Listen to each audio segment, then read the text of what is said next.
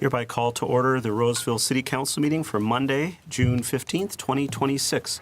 Mr. City Manager, would you call the roll, please? Councilmember Groff. Here. Councilmember Bauer. Here. Councilmember Strawn. Here. Councilmember Schroeder. Here. Mayor Rowe. Here. And at the dais with us, we have our City Attorney, Rachel Tierney, who's on my right, as always, at the end of the dais, and City Manager Pat Trudgeon, who's on my left at the other end of the dais. And it sounds like maybe we're getting the PA up in the room here so people can actually hear us now. Getting some thumbs up. All right. It didn't sound right at the beginning there, so I was going to check right after the introductions. All right. Want to let folks know if you have a cell phone to be sure and silence it, or otherwise assure that it doesn't disrupt the meeting this evening. We do have a copy of the agenda for anybody who wants one on the back table by the back door under the clock. Those are yours to refer to personally as long as they last. And then we also have a single copy of all the meeting materials on the same table in a large binder, which is available for the public to share and reference over the course of the meeting. But it does contain all of the materials that the council is going to be considering this evening. So that's something, if you need to reference it, you've got that ability. With that, I'll ask folks to stand, if you're able, for the Pledge of Allegiance. I pledge allegiance to the flag of the United States of America and to the republic for which it stands, one nation, under God, indivisible, with liberty and justice for all.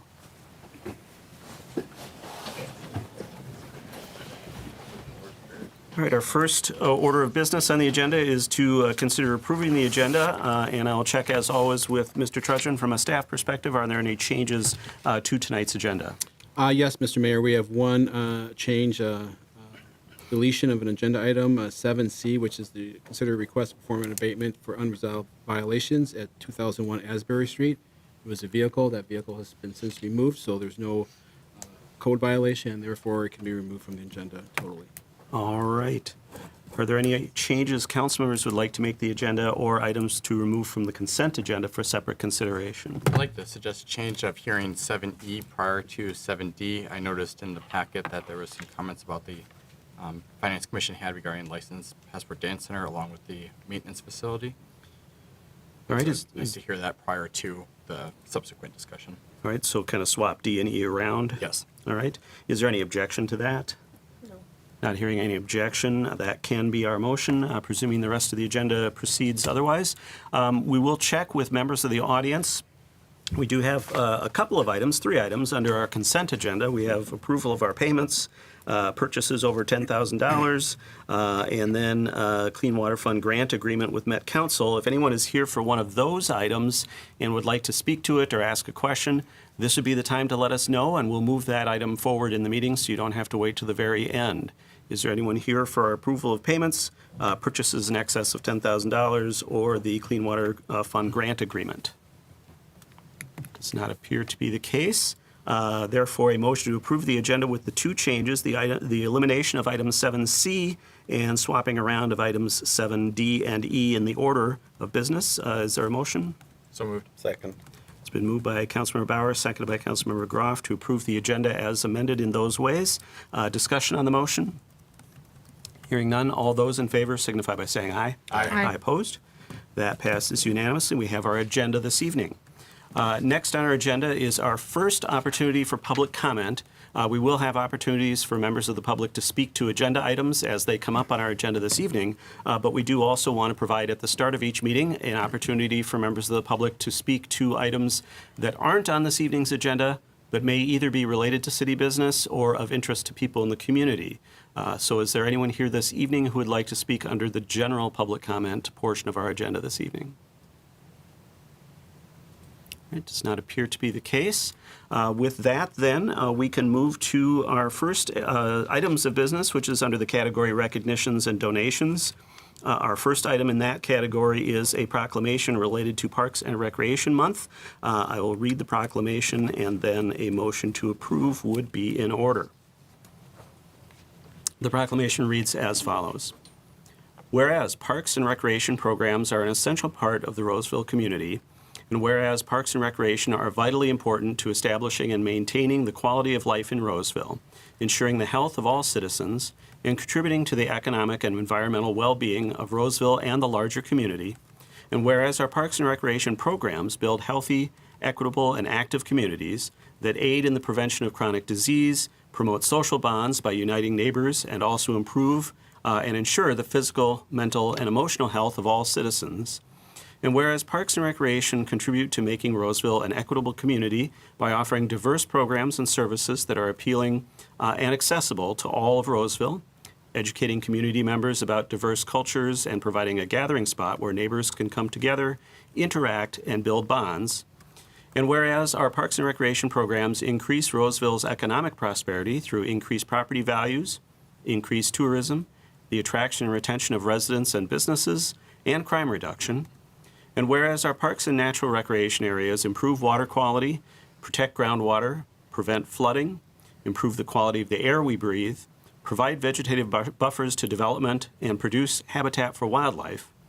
And whereas our parks and natural recreation areas ensure the ecological beauty of our community and provide a place for children and adults to connect with nature and recreate outdoors. And whereas the U.S. House of Representatives has designated July as Parks and Recreation Month in the United States, and whereas Roseville recognizes the benefits derived from parks and recreation resources, now therefore be resolved, the City of Roseville does hereby proclaim July of 2026 as Parks and Recreation Month in the city. So moved. Second. It's been moved by Councilmember Strawn, seconded by Councilmember Groff to approve that proclamation. Discussion on the motion? We're very thankful for the parks we have, and we hear regularly about how much people appreciate them. Thank you for everything you do, Matt, and all the volunteers and employees. And we have a proclamation to prove it. With that, if there's no other discussion, all those in favor signify by saying aye. Aye. Aye. Opposed? That passes unanimously. That proclamation is approved. Our second item under recognitions and donations this evening is we have a donation to accept from the Roseville Police Foundation. I believe Chief Erica Scheider is going to introduce this item and perhaps make some other introductions as part of that. So welcome, Chief Scheider. Thank you. Thank you.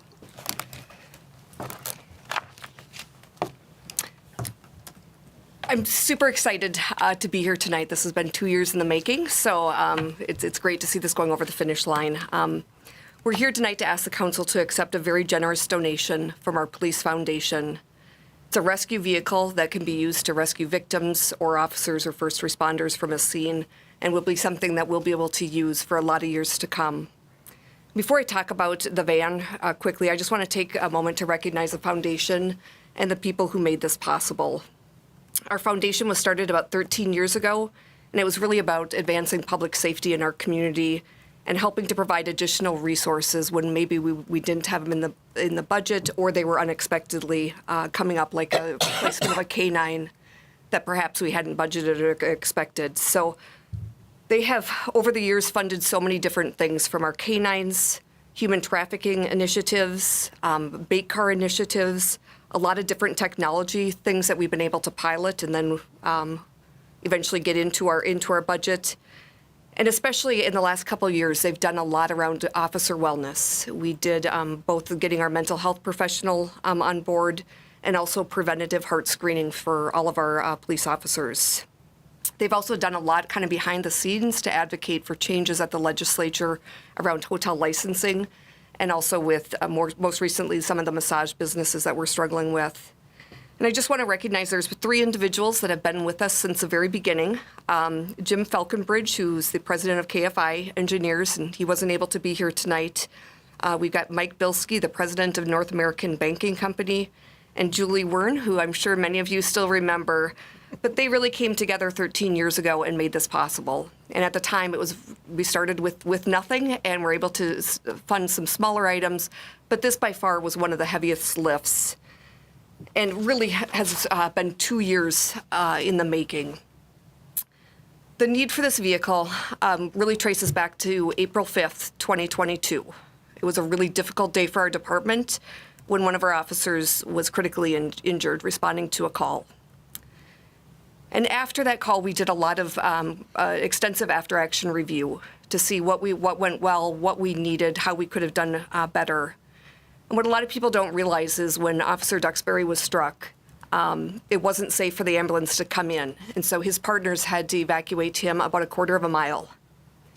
And they did that literally being fired at, and also using their bodies to shield Ryan so he didn't get hit again. They had to go through backyards, across streets, and eventually, after 13 minutes, they finally made it to a vehicle that he was able to go to the hospital. And what we realized is 13 minutes is too long. Things worked out for Ryan, but for a lot of victims or for another officer, 13 minutes, you just can't wait. And that's how this really was born, as our officer said, we need more equipment to be able to not only respond to these scenes, but to get victims out, to get ourselves out if we have to. So when I mentioned it to the foundation, they were completely on board, even though the price tag was a lot. It was a heavy lift, but they said, we're here to make this happen. And so over the last 2 years, there has been a tremendous amount of fundraising and donations that have come forward from people in the community, businesses, individuals, and just our foundation members making contacts. We also had Midway Ford that stepped up to help us make this possible with the purchase of the van. So I want to start by thanking every individual, business, community member, and anybody that was a sponsor. And there's too many to list. We hope to someday have a plaque inside the van that lists all the different donations that made this possible. But every one of those contributions is really why we're here tonight and asking for the council to accept this donation. And I just want to recognize the foundation board members, all of them. There's several of them here tonight, but this would not be possible without their work the last couple of years. And here tonight, I know we've got Mike Bilski from North American Banking. We've got Julie Wern, Liz Novak, Lisa Crane, and Sharman Waxberg. And again, Midway Ford. I just want to mention, shout out to them as well again. And unfortunately, some Mike Bilski and Julie Wern have decided to step down from the foundation. So I just want to also mention that they put in 13 years time to pass on the torch, but we really appreciate everything that they've done to help public safety here in Roseville. And I'll end with when we finally were seeing this finally come across the finish line after 2 years of some delays and some things that just happen when you're dealing with vendors. I got a text from Sergeant Ryan Duxbury. And he said, undoubtedly, someone will go home because we have a van to protect us in the years to come. And that is really what this is about. It's protecting our community, it's protecting our officers, and making sure that everybody goes home at the end of the night. And with that, I'll open up if there's any questions or anything I can answer about the van. All right, thank you, Chief. Any questions from the council? And just to remind folks, the requested action, we do have a resolution to accept the donation and authorize entering into the contract for that donation. Councilmember Schroeder. Thank you so very much, and thanks to everyone who made this possible. It is so important that our police department have the equipment that they need to stay safe and keep the residents safe. And obviously, I've heard over the years how important the police department is to the residents and the visitors of Roseville. And so I'm really excited we got this. And I want to know, when can we actually see it? Because I really would like to check it out. We were hoping it was going to be here tonight. That was the original plan. We know it's in transit, but we do plan to certainly have it available to show people at one of the events. Might be at a community event or Touch a Truck, but we will definitely have it here soon. Again, I was hoping to be in the parking lot tonight, but sometimes there's delays beyond your control. And is it time for me to say I want to accept this, or do we have to have other comments? I think we should see if there are any other comments or questions first. Councilmember Groff. Well, just a comment. I want to reiterate that you have done fundraising for this, and we aren't having to add it into the budget. So I really appreciate all the work from the foundation and from everyone in the room on that. But I really liked one of the statements under the equity impact summary where it says, careful consideration was given to ensuring the vehicle does not have a militaristic appearance. And I think that was really a smart move on your part and the foundation's part to do that, because under a scary situation like what we had that you were describing, we don't want another thing that scares the neighborhood even more. So I think that was a really good move. Appreciate all the work. Other comments or questions? Councilmember Bauer. Continuing the great work that the foundation has currently done, if residents are looking to get more involved, where can they go to learn more about the foundation and become more involved? I appreciate that question. We have one event that we do every year, and that's our golf tournament. So we're always looking for additional sponsors, additional people to come out golfing. Otherwise, North American Banking will gladly take any checks if people wanted to drop them off or mail them or even bring them here to the police department. And we're always looking for people that might want to get involved in the board. So they can reach out to me and I'll put them in touch with one of our board members. They also do have a Police Foundation website as well. And I did want to also note as part of this that I think we've seen, in addition to our own incident in Roseville, we've seen across this area instances where something like this could have made a difference. I think to Burnsville specifically with the police officers and firefighter that were unfortunately killed there. I don't know for sure that this would have made a difference, but just having this type of resource available has to make the situation a lot more tenable for the folks that might be injured in these types of incidents. So it does hit home when you think about that. If there's no further questions from the council, is there a motion? I move to adopt the resolution. Second. All right, it's been moved by Councilmember Schroeder, seconded by Councilmember Strawn to adopt the resolution accepting that donation. Discussion on the motion. As the maker, any additional discussion? No. As a seconder? Again, this is a creative use of funds from a lot of different avenues, and it's nice to see so much representation here today of the CAT team and the police department and all the people who were instrumental in getting this to happen. And so we just thank you for making sure that we have the resources we need to do the job. And like you said, make sure all the officers go home at the end of the day. Thank you. All right, other discussion on the motion? And I would just add that this is something that is intended to have a fairly long life, and so I'm not sure that we're building it into our capital replacement program necessarily. So whenever that end of its life comes along, there may be another fundraising effort at that point to replace it, which isn't sometimes unusual with these specialty types of pieces of equipment. All right, with that, we've got the motion before us to adopt that resolution to accept that donation. All those in favor signify by saying aye. Aye. Opposed? That passes unanimously, and that donation is accepted. Thank you, Chief, and thank you once again to everybody else that's been involved. With that, that then brings us to our business items this evening. Our first couple of business items, 7A and 7B, relate to alcohol compliance check failures, and I believe we've got our Deputy Chief, Joe Adams, here this evening to bring these items before us for the required public hearing. I'll turn it over to Chief Adams.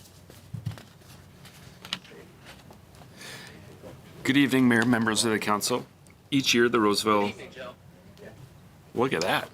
My Siri is spitting back right at me, so let me make sure that that's off. I didn't heed the mayor's warning, I guess, to turn my phone off. Too much stuff in my pockets.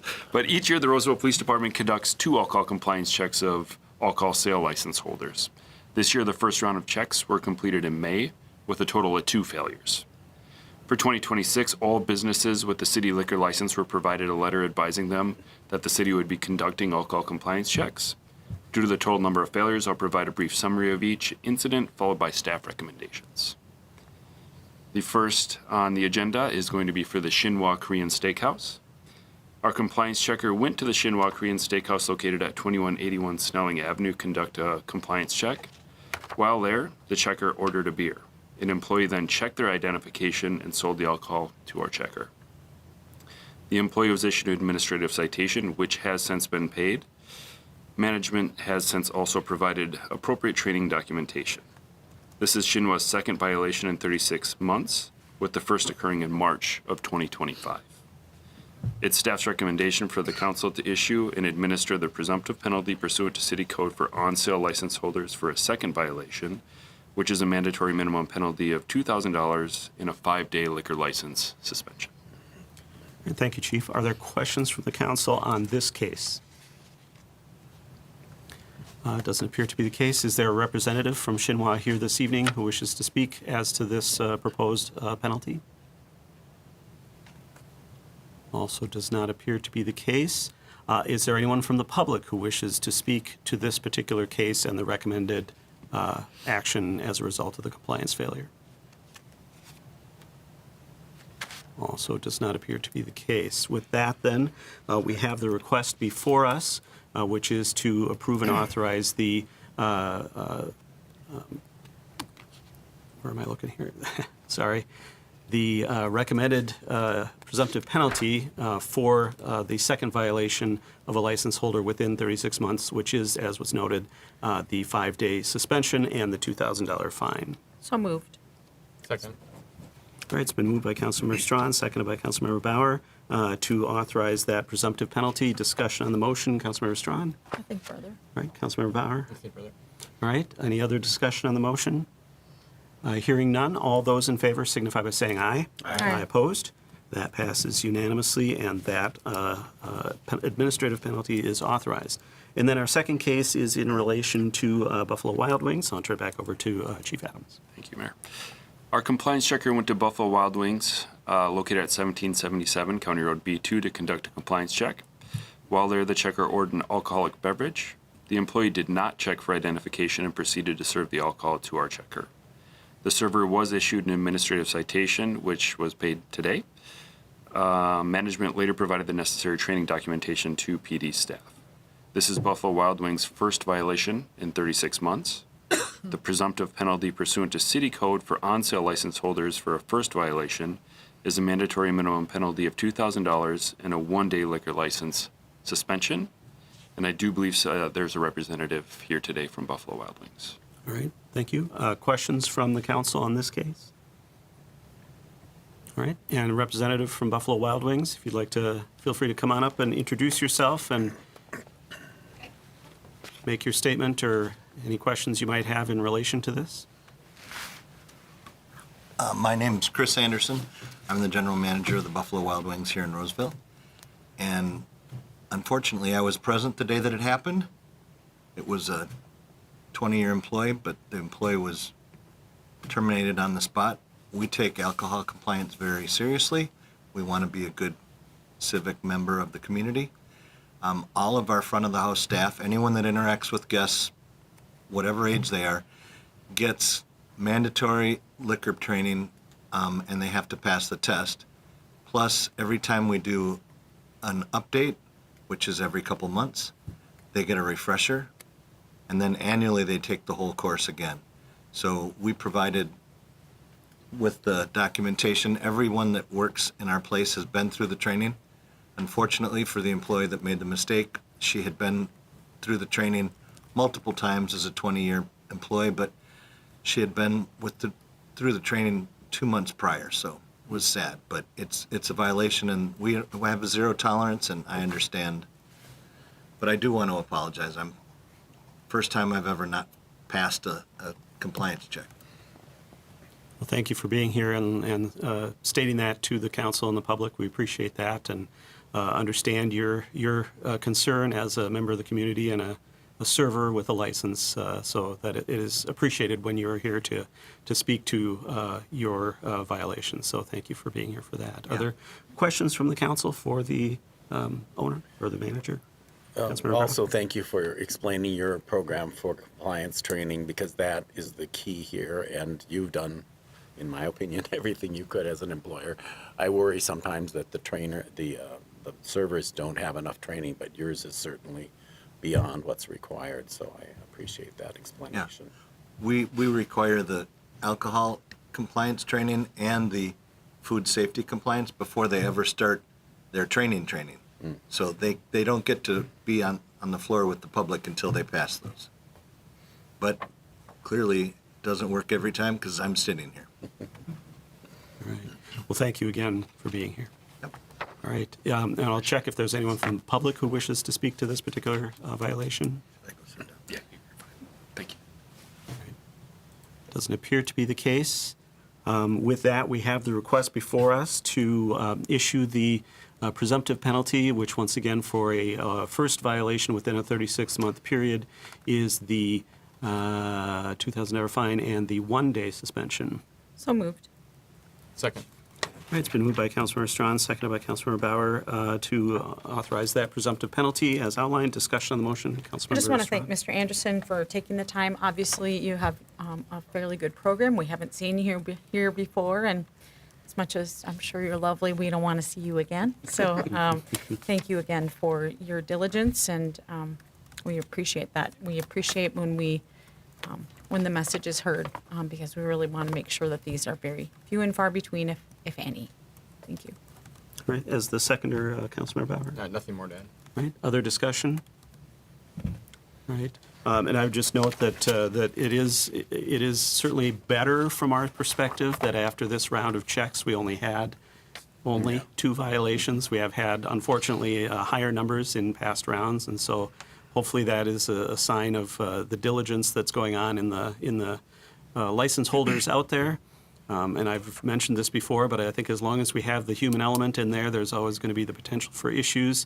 And I know that that there's attempts to try to figure out ways to work it into the, point of sale systems and things like that. And ultimately, it really is up to the person who's serving to make sure that they follow the proper procedure. And I read the case here, and there was sort of the notice that they thought they recognized the person from another place, and unfortunately. I know I wouldn't have trusted myself in that regard, but anyway, that being the case, we've got the motion before us. All those in favor signify by saying aye. Aye. Opposed? That passes unanimously. Thank you again, Chief. And thank you again to the restaurant representatives for being here this evening. All right, that brings us then, Mr. Trudgeon. No, I was just going to say, I think the next item is the Finance Commission. I Yes. think some are here, but we did provide them notice that it would be started up earlier, but I'm not sure we had the full complement.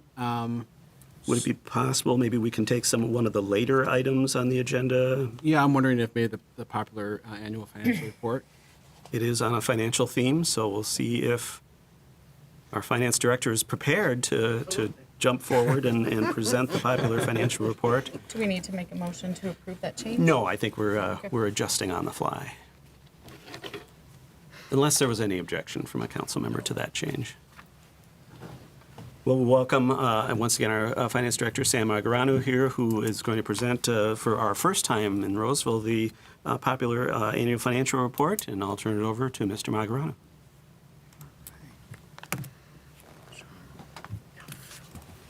I need this window to disappear. It's not.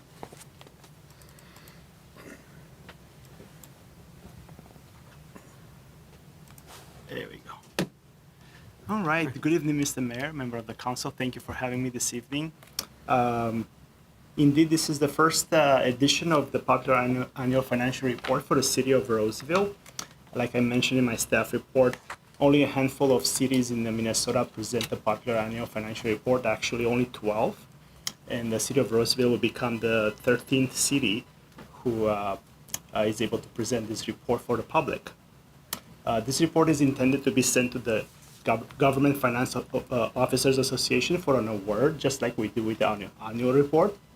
And with that, I'm going to kind of walk you through some of the highlights of what this report even is. All right. Okay. So the purpose of the popular annual financial report of PAFR is to provide residents with an accessible summary of financial information, and then complement, not to replace the annual comprehensive financial report. So there's a much larger report, if you're watching this meeting, out there on our city website, and the city is presenting on an annual basis. This is a summary of that annual report. And the purpose of this is to enhance public transparency and for the city to have a tool to engage with public with the city's finances. What is a PAFR? A PAFR is really a simplified, user-friendly overview of key financial data, which highlights major funds, services, and financial trends. So it's really focusing on a summary rather than kind of getting in all the details. So someone who is reading this financial audit report should be able to tell how our year went by, right? What did we do? What were some of the important highlights? And it's really designed for the general public. So some of us here, if we read this report, might be like noting things, oh, what about this? What about that? But someone in the general public who's looking for the very first time out of our financials, this report might be sufficient, might be complete for them. So that's the purpose, is really to design for the general public. The report really highlights various areas. So it begins by highlighting and performing an analysis of the city's statement of net position. So a statement of net position is really unique to local government finances. It's kind of like a balance sheet of a business where you're looking at the assets and the liabilities and stockholders' equity. Here we're calling it net position. So it's really walking through the assets and the liabilities of the city. And then we are highlighting overall the revenues and expenditures. And the report is really beginning by looking at all the governmental funds initially, the revenues and expenses, and then it's really dialing down to the most important funds. Not that there are some funds that are not important, but really is doing an individual analysis of only several funds, the largest of which is the general fund, which is our chief operating fund of the city. Okay, some of the benefits of having such a report is it really provides transparency to public, and it helps the city engage with our public. And so with that, provides strengthens our public trust, supports clear communication of financial decision, and makes government information easier to understand. Sometimes not everyone is savvy in looking at the financial report and being willing to walk through the entire report. So really having this type of report is really helpful. So now that we have this report, what are we going to do with it? What are the next steps? Well, we really want to make this report available just like we have the actual financial report available on our city website alongside with our budget book. So being one of the, being a third financial report that the city will be able to provide to the general public. We're going to have printed copies for community buildings, such as the City Hall here, and use at different events. We'll also be looking at sharing this report through the city's communication channels, such as maybe our Facebook account, LinkedIn account, again, city website, and such. Some next steps, I'm really looking to get some feedback from council and the community. Maybe there's some items that you would have liked to see in this report. Again, this is a first edition of the city. It has been drafted with the guidance of the Government Financial Officers Association. I do plan to send this for an award, so that will be reviewed by highly skilled professionals who specialize in this type of report, and we will look into receive an award for it. We're looking to refine the layout and the future content for future editions. So we're looking at some feedback like that. And then increase outreach and accessibility tools. Okay, before I pass this on to you, we are available for questions. I also want to give a big shout out to the communication department. I really worked closely with Yin and Corey to be able to put this report together. So a lot of the editing, a lot of the beautiful pictures in there, they were really hands-on on helping and draft and have this report ready for us prior to June 30th. That was our goal. With that, I'll take any questions you may have. All right, thank you. Questions from the council, Councilmember Bauer? Thank you for this great work. I couldn't wait to this meeting to test this out. So I already had some meetings scheduled with residents, and so I brought this out and test drove it, if you will. And it was fantastic. It was a great way to spark a lot of conversation. It really did help bring some insight to where our funds are with residents that weren't really as familiar with our finances as those of us that are up here. So I think it's definitely accomplishing that. I think this is going to be a huge, I know for myself, it'll be a huge benefit in talking with residents when they start discussing about where are we doing with our budget, where are things going, how's it changed from previous years. And it's a great jumping off point to dig into more detailed things, reports. And as you mentioned, we have those reports as well on our website and be able to dig into those. One question I did have, I guess more of a comment, I'm curious to know what your thoughts are about maybe noting, assuming in these other categories as far as revenue, grants and such are in there, or put in there, but I'd be curious to know if it makes sense to call out how much grant money we get. I know in some funds, in some areas, it's more than others, something to consider. I don't have an opinion on that particularly, but that's one thing that I saw. Yeah, absolutely. Again, we can show as much detail as we can. I mean, our goal is to really keep it in a minimal form. We have 24 pages. We're trying to kind of stay more minimal with the data. Some of the detail can be found in the annual financial report of detail. There's some charts too that might show more detail, but overall, the grants itself, they're not called out particularly. Yep, so we can definitely. Right. And as you mentioned, they're easily found in our other documents as well. Absolutely. I do like that you had the intergovernmental revenues called out there. That was a nice thing to talk about, especially when looking at some people's tax statements. And then at the end, when discussing about property taxes, really appreciated that in this document. When I was talking to residents, we definitely spent probably a decent amount of time looking at that. And in fact, when we went through the document, it kind of started more at the back, and then from there jumped to the beginning and talking about the funds, be like, well, this is where that increase came from, and this is why that happened. But that could not have happened if the property taxes are back. And I think it shows really nicely about how our property taxes are raising compared to, say, medium home values and other things and trends. So really appreciate the work there. And I like the comparison that you have with comparable cities in Ramsey County. That's nice to have residents. I know it's available, I think. Well, is it available now? It used to be available on the county website. It is back. They removed it temporarily. There's a lot of information. Some of this data comes from the county's website. They were working to make it accessible based on the new laws. So they removed it, and now it's back on. Oh, that's good. So it's up to 20 years, I think, the data available. Yeah, it was sad when that was gone. Yep. When I tried to show it to some of you, it was gone, and now it's back. But I called the county and requested that will be back. But they mentioned they were working at kind of making it accessible, ADA accessible. Again, I think this is just great work. Nice work by your team, your department, as well as communications.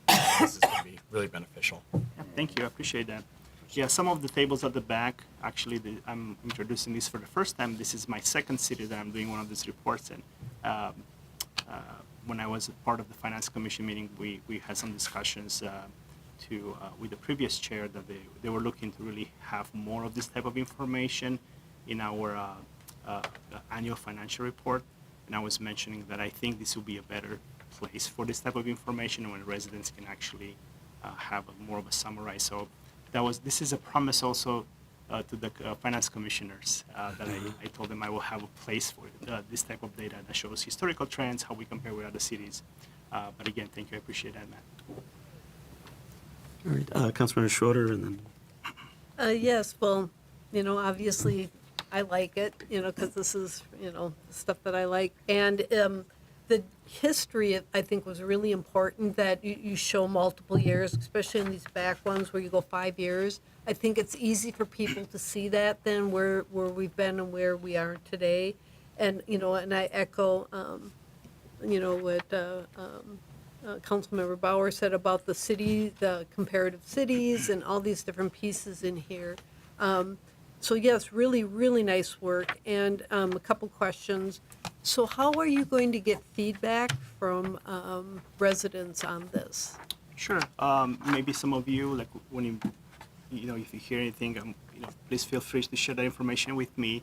Again, this is an annual report, so we'll be working on a new one once our annual financial report for 2026 is complete. Then I start working on this one. So it's really a short timeline to get this put together because we want to get it ready by the end of June. That's when it's due to be submitted to the GFOA. But throughout the year, feel free to communicate to me information that you might receive. Again, I'll be probably sharing some of these reports, some of the city's events from time to time. Maybe we'll be looking at having some other channels where residents can provide some feedback. There's only so much we can do with this report. Right. Again, it does have to follow the GFOA guidance too. We can't really include as much information as we want. And on an annual basis, they do provide feedback on this, and they do comment saying, hey, how about this, how about that, from the GFOA directly. There's some changes in here that are already implemented based on the last year's comments that the City of Little Canada received. that it's a report I also prepared before I moved here. So I reached out to say, hey, what are some of those comments? Because I was interested to make sure I implement those changes here. So there's GFOA recommendations, some of the recommendations that you might have for me throughout the year. So feel free to communicate those through emails or whenever you run into me. But we'll probably be considering maybe some other communication channels so I'll probably reaching out to Ian and Corey to kind of establish some of those channels. Maybe that'll be a good idea to get some feedback from our residents, for sure. So, and again, I know you want to keep it reasonably, because you put too much in, it overwhelms people. If you are, and particularly if finance isn't your sweet spot, I guess, you want to make sure that it's readable, but it still has information. And then do I assume that you're working with the Finance Commission with this as well, that they could possibly make some suggestions on Yeah, absolutely. I think this year I kind of ran it by them. Not on one of our meetings. I brought it at the last meeting, kind of last minute. It's been a work in progress, trying to get this pushed through, have it finalized for this meeting. In the future, I plan to really schedule our Finance Commission meetings to hopefully align with this report being priorly presented to the Finance Commission prior to being finalized and brought in front of you every year. So, yeah. That's a good idea. So I guess that has to be added to the calendar, just so you guys know that back there. And so, no, again, good job. I'm really impressed with how much you got done. It's not that like you've been here for a long time. And so this is pretty ambitious that you got this done already for this year. So thank you very much. And, Thank you. I know we'll keep tweaking it as we go forward, but it's extremely solid right now and it's very impressive. So thank you. Yeah, welcome. Thank you. Councilman McGrath. Yeah, thanks so much. I think the key thing I heard you say is it's an overview and a summary, which is what we all have to keep in mind. But I think the presentation is really good because everyone is not going to read a bunch of numbers and be able to absorb it the same way. This has graphs and pictures and things that I would say, not that I have the study to prove it, but that most of the public can get that quicker than a series of numbers and so on. I did run up by a neighbor too, as Councilmember Bauer did, and just asked him what he thought, and he thought it was a very good report. The only thing he asked me is where does depreciation or capital improvement plan come in on this, and I actually wasn't able to find it right away, but I said I would ask you. So is it in here or is Yeah, that it is something? in here. We have a section that addresses capital infrastructure. It says capital project funds. I thought that might be Yeah, it. it's on page. I have an older version here than you do. I think it's page 14. Yeah. That talks the capital project funds. It kind of has an overview. Whether it's the fire truck is there.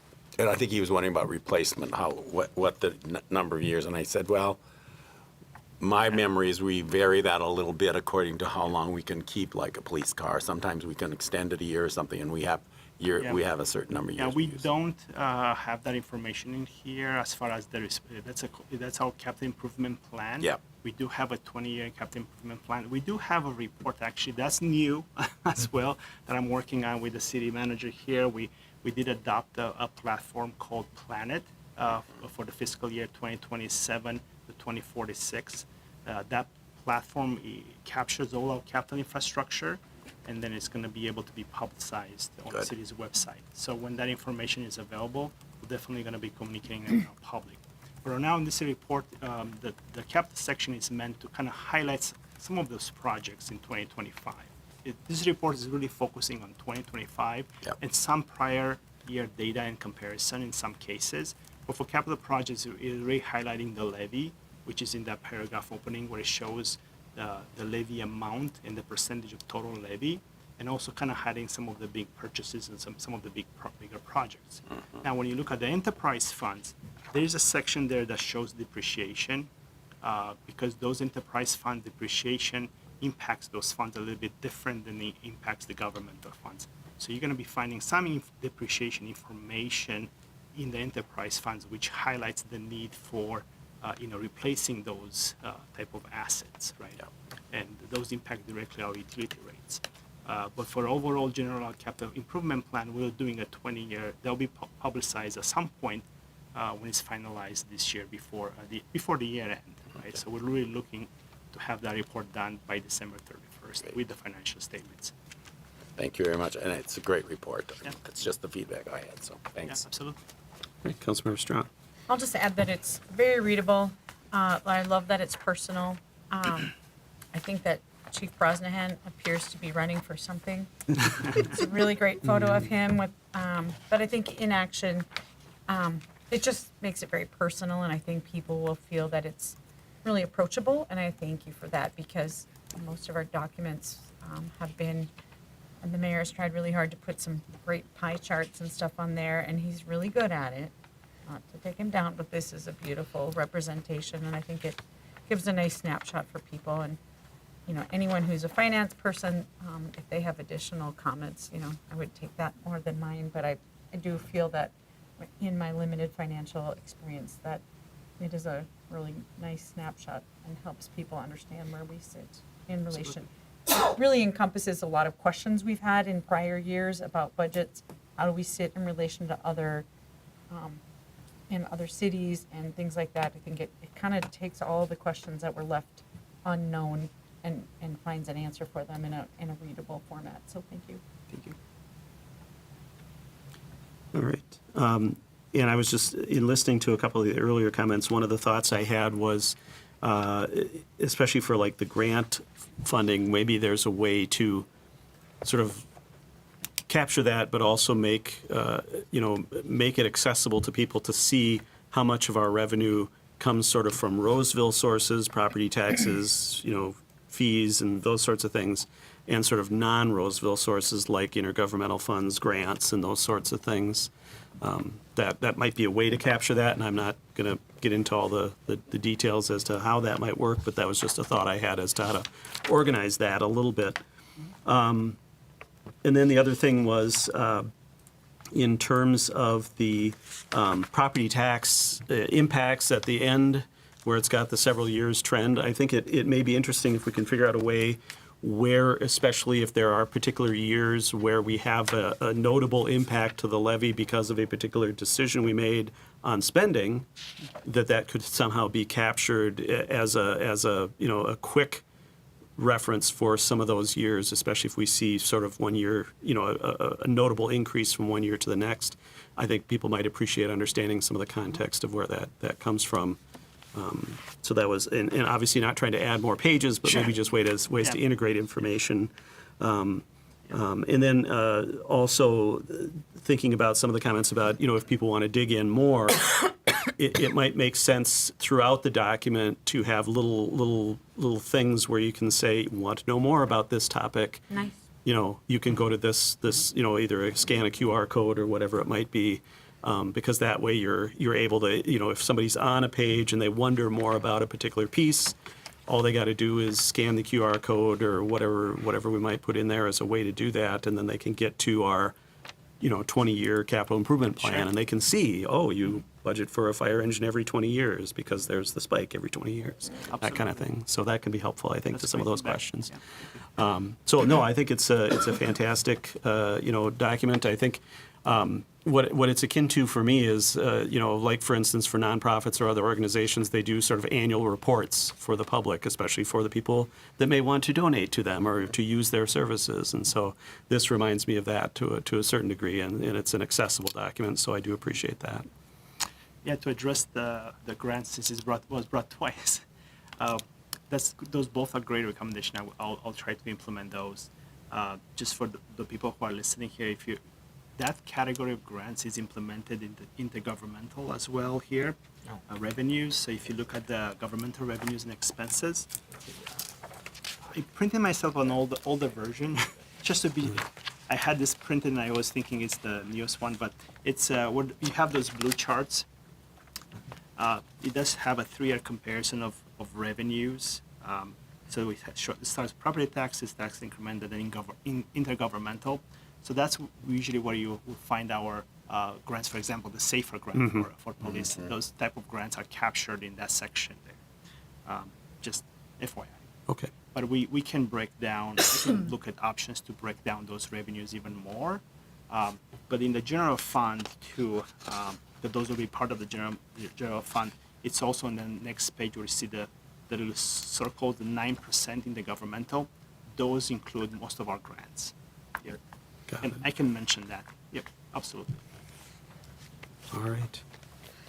I should provide an opportunity if anybody from the public wanted to speak to this document and this new way of sharing some information with the community about city finances. This would be an opportunity for that. I know our commission members may have things to say, and we've got an opportunity to visit with them shortly here. So anyone else from the public who might want to comment on this? All right.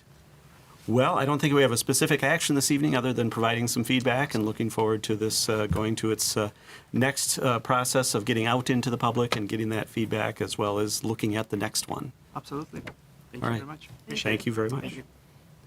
All right, I believe we've got the representatives of our Finance Commission here this evening now, so we can switch gears a little bit and go back to item 7E, which is our joint meeting with the Finance Commissioners. I don't know if we need to take a short break here to get set up or if we can do it fairly quickly. Looks like we can do it fairly quickly.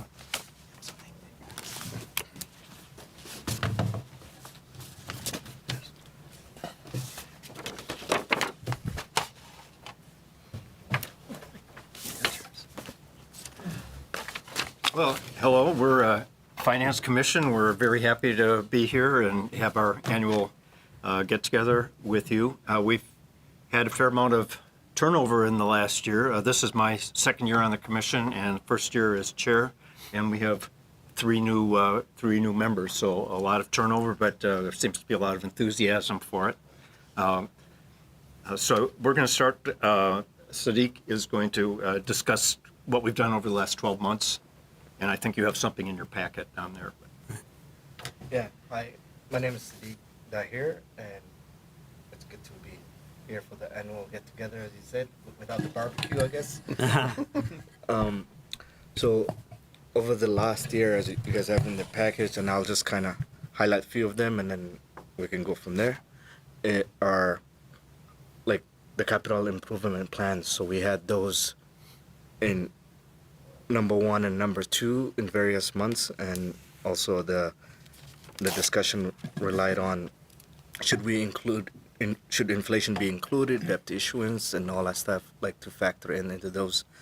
And some of the other stuff we have done is the 2026 to 2045 capital improvement plans, because as we see those spikes and we just spoke about, and also establishing recommendations on the 2026 to 2046, of CIPs.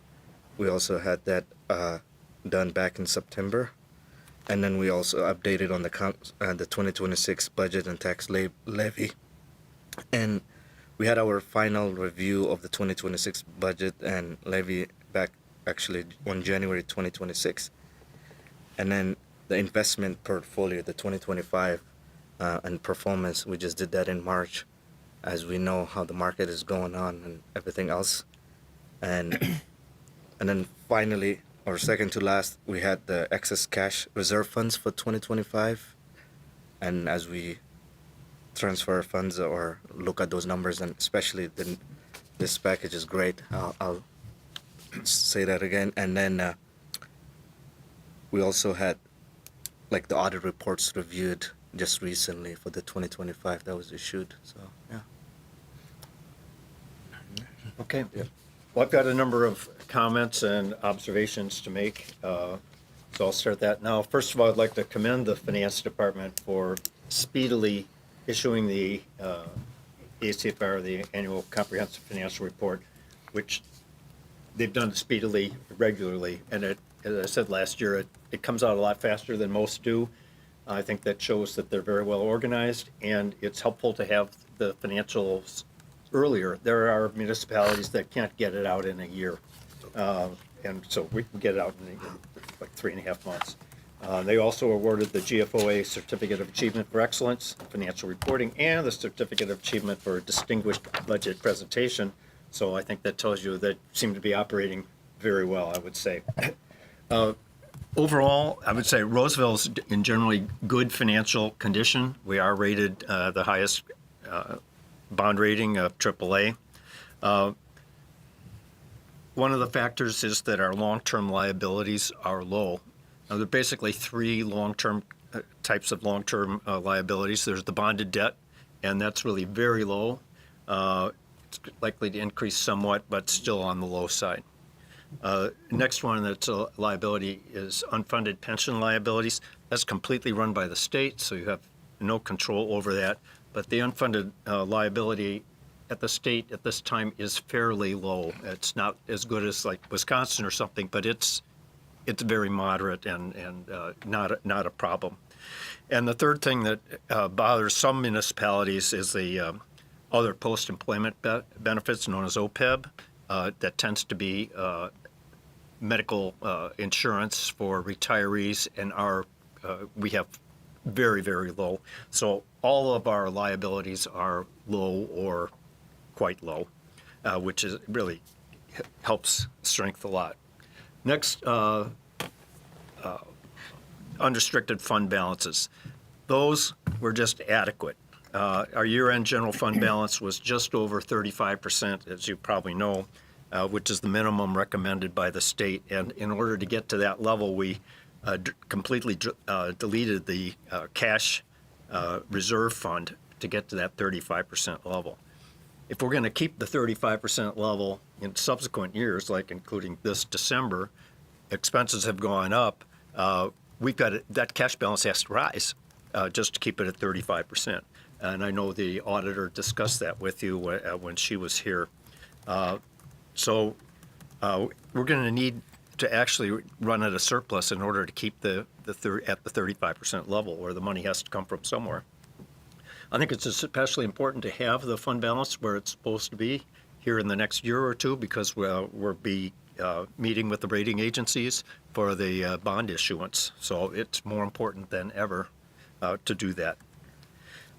Another thing, so investments. We've got about 58 million in cash and investments. And so for last year, we had a what they call fair value of the investment gain, a rise of $1.8 million.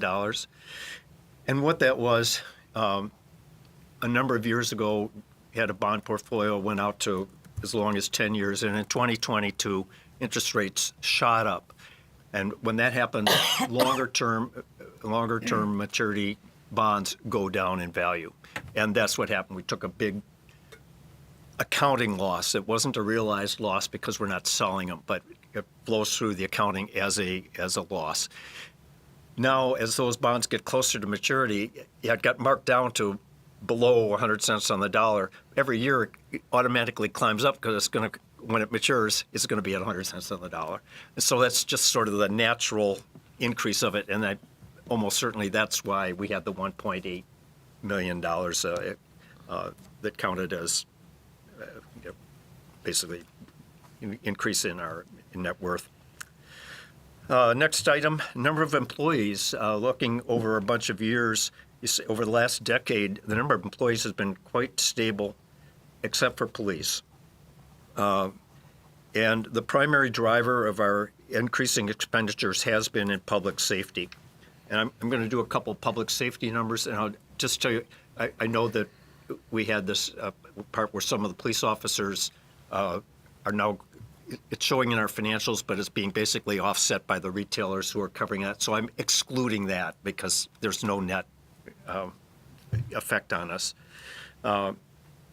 From 2020 to 2025, in 5 years, expenditures in public safety rose 69%, which is an 11.1% compound annual increase. Another way of looking at it, last year, public safety was about 45.5% of our total governmental expenditures, and that was up from 34.7% in 2020. So of total expenses we have in general government in 5 years went from a little under 35% of the total expenses to 45.5%. Quite a large increase. we're not commenting as to whether that's a good idea or not. That's your job. We're just pointing out what the numbers are. Another thing, assessed value. Now, commercial property has grown more rapidly than residential property over the last decade, which then lessens the relative tax burden on residences. But this was reversed in 2025. Total commercial property values declined by 5.3%. And of course, those are assessed by the county, by Ramsey County. Commercial property still, though, is very high in this city for a suburb at 47%.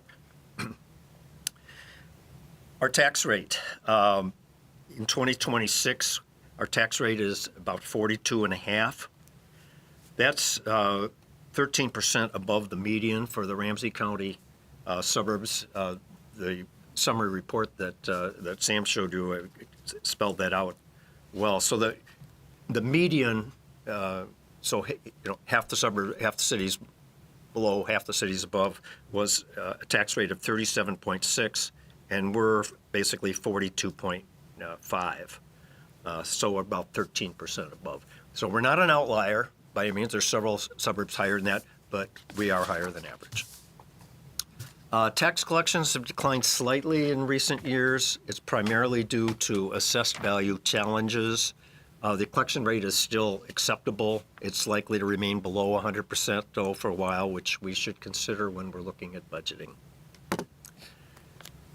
What I'm going to say next is something you know clearly, but I'll just say it anyway. I think the major issue for the city, or certainly one of them, is how to balance the continued increases in property taxes with the cost of services that the residents desire. That's your job, and that's a tough one. But from the finance point of view, that's clearly the big thing. And so this the popular annual report, when I think it's great. When I first was elected chair of this, I was thinking, well, what is it that we might want to work on? And I thought, getting financial information out to the residents, especially with increasing property taxes, just seemed really important. I mean, trust in all the institutions in this country and around much of the world, down, down, down, down, down. One of the highest areas of trust, though, is still local government. And I noticed in the survey of a year or so ago, Roseville's residents had Roseville really high in communication and that sort of stuff. So in general, local governments are one of the most trustworthy of citizens, and Roseville is on the high end of that. But especially with property taxes rising, I think for trust, it's important that people understand what's going on if they want to, and have enough transparency and understandable transparency so that they know what's going on and can understand it. And when I first talked to Sam and he talked about this report that he'd done in another city and the summary, I thought, well, this is just what I was thinking of, only 10 times better. So I'm preaching to the choir here. You guys all love it, and I really love it. I think it's so very, very helpful, especially when it's talking about some of the effect on the residences and the comparisons with other cities and that sort of stuff. So I just think it's great, and I think that transparency, it's always been transparent in this city, but it's hard. You had to dig to get it, and this just lays it out, and it's beautifully done. I love it. Okay, you're up. First of all, thank you for seeing us. This is my first year on the commission, so please excuse me. I realize you know all this, but as a commission, it's our job to point it out anyway. Like I said, this is what, and I think it's great that we have a commission because it is good public input. We're not politicians, so.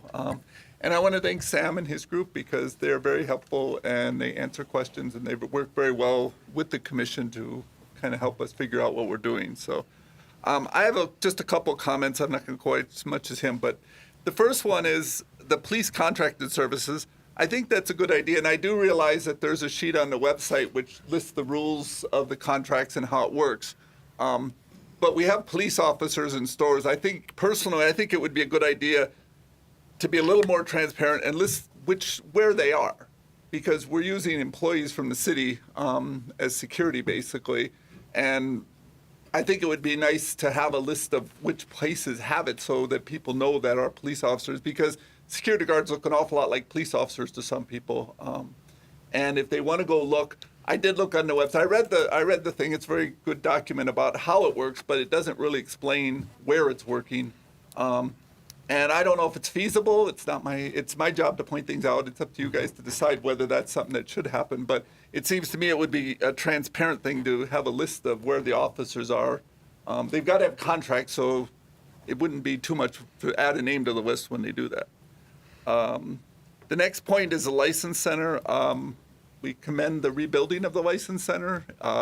It's a very important part of our city. It generates some revenue, or as much revenue as it uses anyway, if you count depreciation and stuff. But it keeps things moving, and I know they're rebuilding it, and you have some things coming up on that here shortly. We think it's a very good thing that they're doing that. So just a point in that. I was going to talk about public safety, but he covered that pretty well. But I do want to talk a little bit about the levy increase. I looked at the property tax levies, and they're very complicated. And I decided I don't want to talk about them. But I do want to mention that the property tax levy is a plug figure. You figure out your budget, you figure out whatever your revenue is, and whatever's left has to be a property tax levy. So I think the budget, we need to be careful when we do the budget. It went from 69.6 million in 24 to 73.6 million. That's about almost a 5.5% increase, and it was about a 9% increase year before that. And the inflation rate's only been about 3% for the last 2 years. So the last couple of years, it's down. Prior to that, it hadn't went up quite as much, I realized. And I don't know all the reasons behind it, except that the people in Roseville have to pay those increased property tax levies. Just anecdotal, my property tax, I looked at my bill, went up 9.3% for the city of Roseville only. And you know, there's good reasons and bad reasons for that. I'm not commenting on those. I'm just saying that as we go into the budget for next year, we need to keep that in mind, that everything we approve on the budget is going to have an effect on the property tax levy, and we need to pay close attention to that. So that is my comments. And again, thank you for hosting us, and thank you to the finance department for all the help they're giving us. Okay, Matt's going to talk about the work plan for this year. Yeah, I'll be relatively short. It's in the packet, and obviously we need to amend it to make sure it's on there for next year. We'll talk about the PAFR. Really, you know, the things that we're going to be focused on, I think budget, you can hear that loud and clear, that's coming up, as well as we want to take an added look at the investment policy in totality, and then continuing with, you know, capital improvements. I think one of the things that was nice to do more than the usual, I think we did like a 20-year instead of a normal 10. I wasn't here at that point, but it sounded like it at least made us think about, oh yeah, the ice rink, like how much is that going to cost if we replace it? So I think those things need to continue, and really just want to open it up when you guys have comments on what should we be focused on for next year. That's all I have. Yep. You don't have any particular. I'm good. You guys- You know, just happy to be here. That's pretty much what we have, but, you know, we're here to serve you folks, and if you have thoughts in the coming year of, gee, you know, maybe we could look into this, that, or the other, don't be shy. We want to be helpful. All right. Well, thank you for that. Thank you for that offer, and we encourage you also not to be shy, and we appreciate that aspect of the work that you've been doing. I will open it up for comments or feedback from council members. I did want to just on the contracted services with the police. I believe the biggest one is with Rosedale. So it's not specific to only certain parts of Rosedale. It is the Rosedale property, essentially. So that's that one. And I'm thinking there might be a couple other smaller agreements, but they're significantly smaller, if I remember. Yeah, and just for clarification, what the Finance Commission is talking about is certainly the contract with Rosedale, where they actually are paying for 2 officers. Correct. The other ones are the contracted overtime, where they're off-duty. So places like Walmart and Apple Store are the ones that hire officers on a regular basis to be there. You know, it used to be called off-duty, now it's contracted overtime. and that's where they pay 100% and then some of the cost to do that. We do have some regulars. I think maybe you saw an email earlier today sent to you by Sam. Some regulars like Apple and Walmart, an everyday church, and then we may have one-offs for a special event at a school or some traffic control here and there. So it does vary, but there are certainly some core ones that are pretty regular. Walmart used to do it, I think. I'm trying to remember where else, but so yeah, there are. So I think mostly it's about the contracted overtime as well, which can vary. Sure. So, but I think transparency is always important to look at, so we can, as part of that, that's why I was providing that additional information this evening. Thoughts from, or feedback, questions from other council members to the commission? Councilmember Strong. I just wanted to, Commissioner Jeffers, you asked it specific about questions, and you didn't know the reasons yet, and I'm sure you'll be steeped in this soon, but a lot of our information has been as a result of the salary study that we had done several years ago, including increases in benefits, our contract wages, our union contracts, and the wage increase that are mandatory there, and the increases in police and fire service because of need and number of calls. So a lot of those things have been driving that, in addition to many other items, but those are a large driving factor I think we've had in the last year or two because of previous studies we've done and things that we've learned in order to maintain our staffing. So I'm sure you'll learn every detail. All right. I think I saw Councilmember Bauer. Did you have a hand? Sure. All right. Councilmember Schroeder. Yes, thank you for being here. Welcome all the new people, and sounds like you're doing good work and really digging in already, so appreciate that.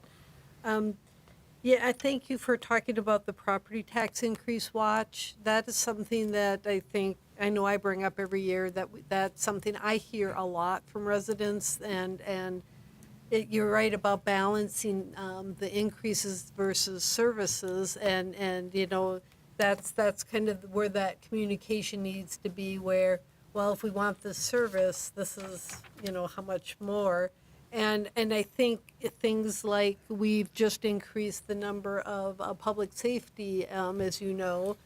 We do have some grants in there, and some of those will start to taper off, so that will affect the budget more.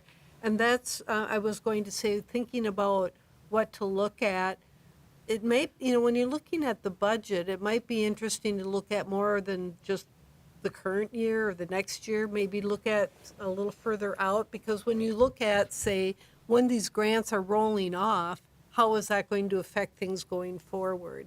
And so that you can see what they're doing this year, but it's always good then to have that conversation. These are also going to be showing up the year after, so that's because, one, know they're coming, and two, to be able to talk to residents about that as well. So I think that's something we've been talking about too, that longer term, you know, look at the city, not just the current year on the budget. So I think that, to me, that I think would be a good thing to look at. And then you brought up the investment policy. You know, that's come up a number of times over the years, and I guess I'd like to see not only, you know, the policy, but the practices that are going on at the city too, to make sure that, you know, that they match, or maybe coming up with ideas on, you know, where that should be. So yeah, I think that would be another area to look at. So yeah, and you know, and you talked about the police in the rental area. That one, again, because the Roseville pays for a chunk of it. I do. One question I would have is if these officers are working retail, does that shorten our ability to cover our needs at the city? I mean, does it cause, even though they're being paid for, does that mean they're not then available? So to make sure that, you know, if we have these contracts, that it's not affecting the needs of our city to, because if somebody's having all this overtime working at retail, they may not be available then to be for the city purposes. So some of that, you know, just looking to see how that might, and I have no idea. Mm-hmm. So, you know, just to ask those questions on how does that affect the rest of the budget, having those contracts? Does that mean you have to now have, hire additional people to cover, to do the time that these people are doing overtime over at the retail? They're not available to help at events or other things. And so then we have to actually bring in additional people for that. So I don't know. And so those would be some questions to ask about that. So I guess my biggest thing, again, is looking more at that longer term versus just the current year. And how do we navigate that? And then just, again, working with the finance department, I think one of the things, as most of you have probably heard, I was the chair of the Finance Commission for many years. And one of the things when the council brought me on was they kept asking, we need to have communication and transparency. And so, the report, this is a really good way to start. I think working with the finance director and his department to figure out how can we continue to communicate and make things transparent. And I think, again, having that on your workload here to, work at that. Because, some of us who know finance well, we get it. But then if the majority of our residents don't understand what's going on, then I think we're failing on one end. So that piece is, I continue to work on the communication. So that's what I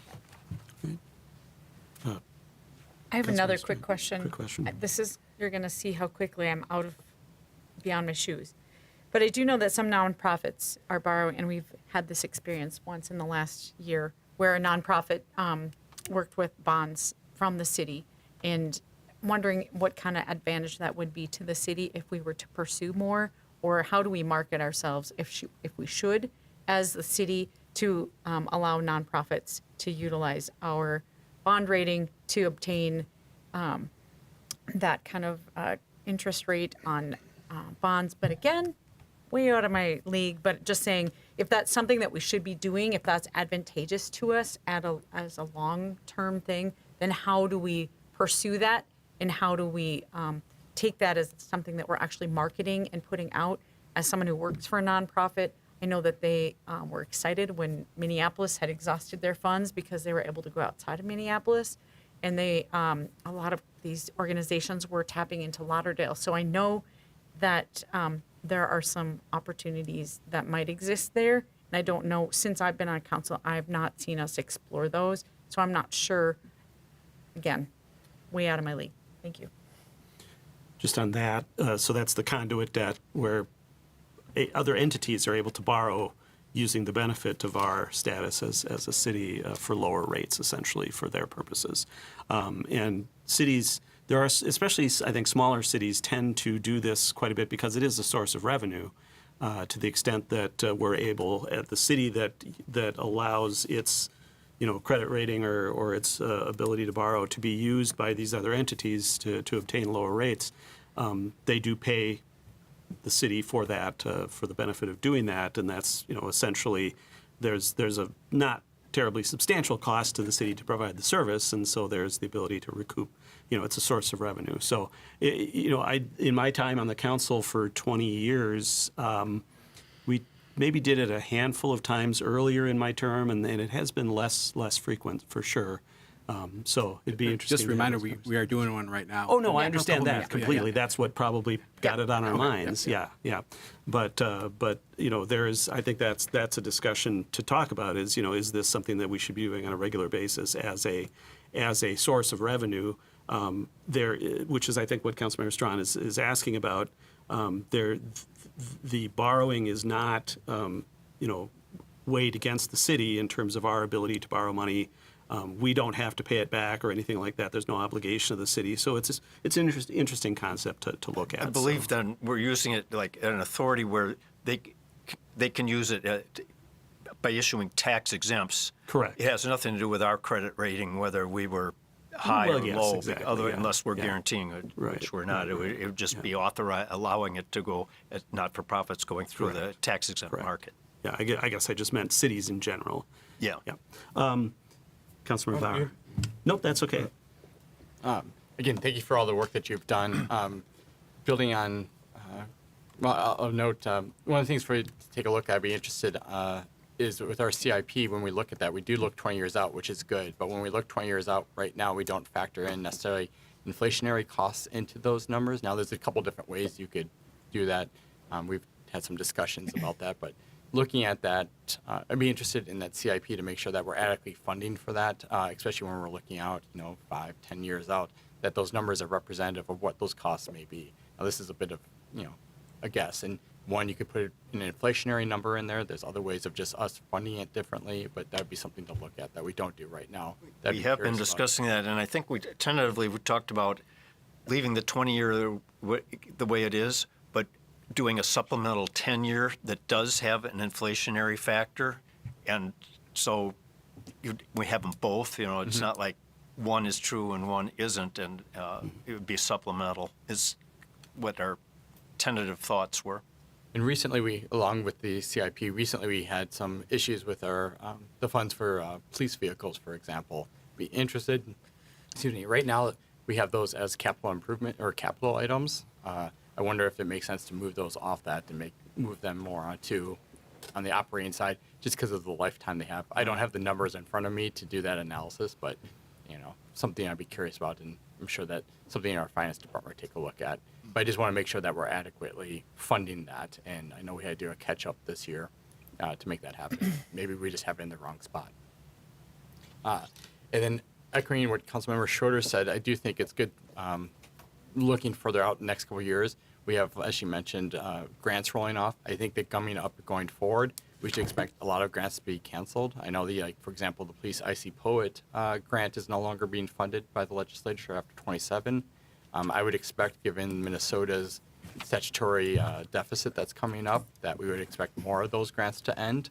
So I think, building on what you said earlier, I think it's very important for us to build a surplus for other reasons besides just our cash, current reserves balances that we have. But we should expect in doing our budgets, and when you look at the budget, to expect some of these grants to be dying off, further out, not right away, but making sure that we are accurately funded for that.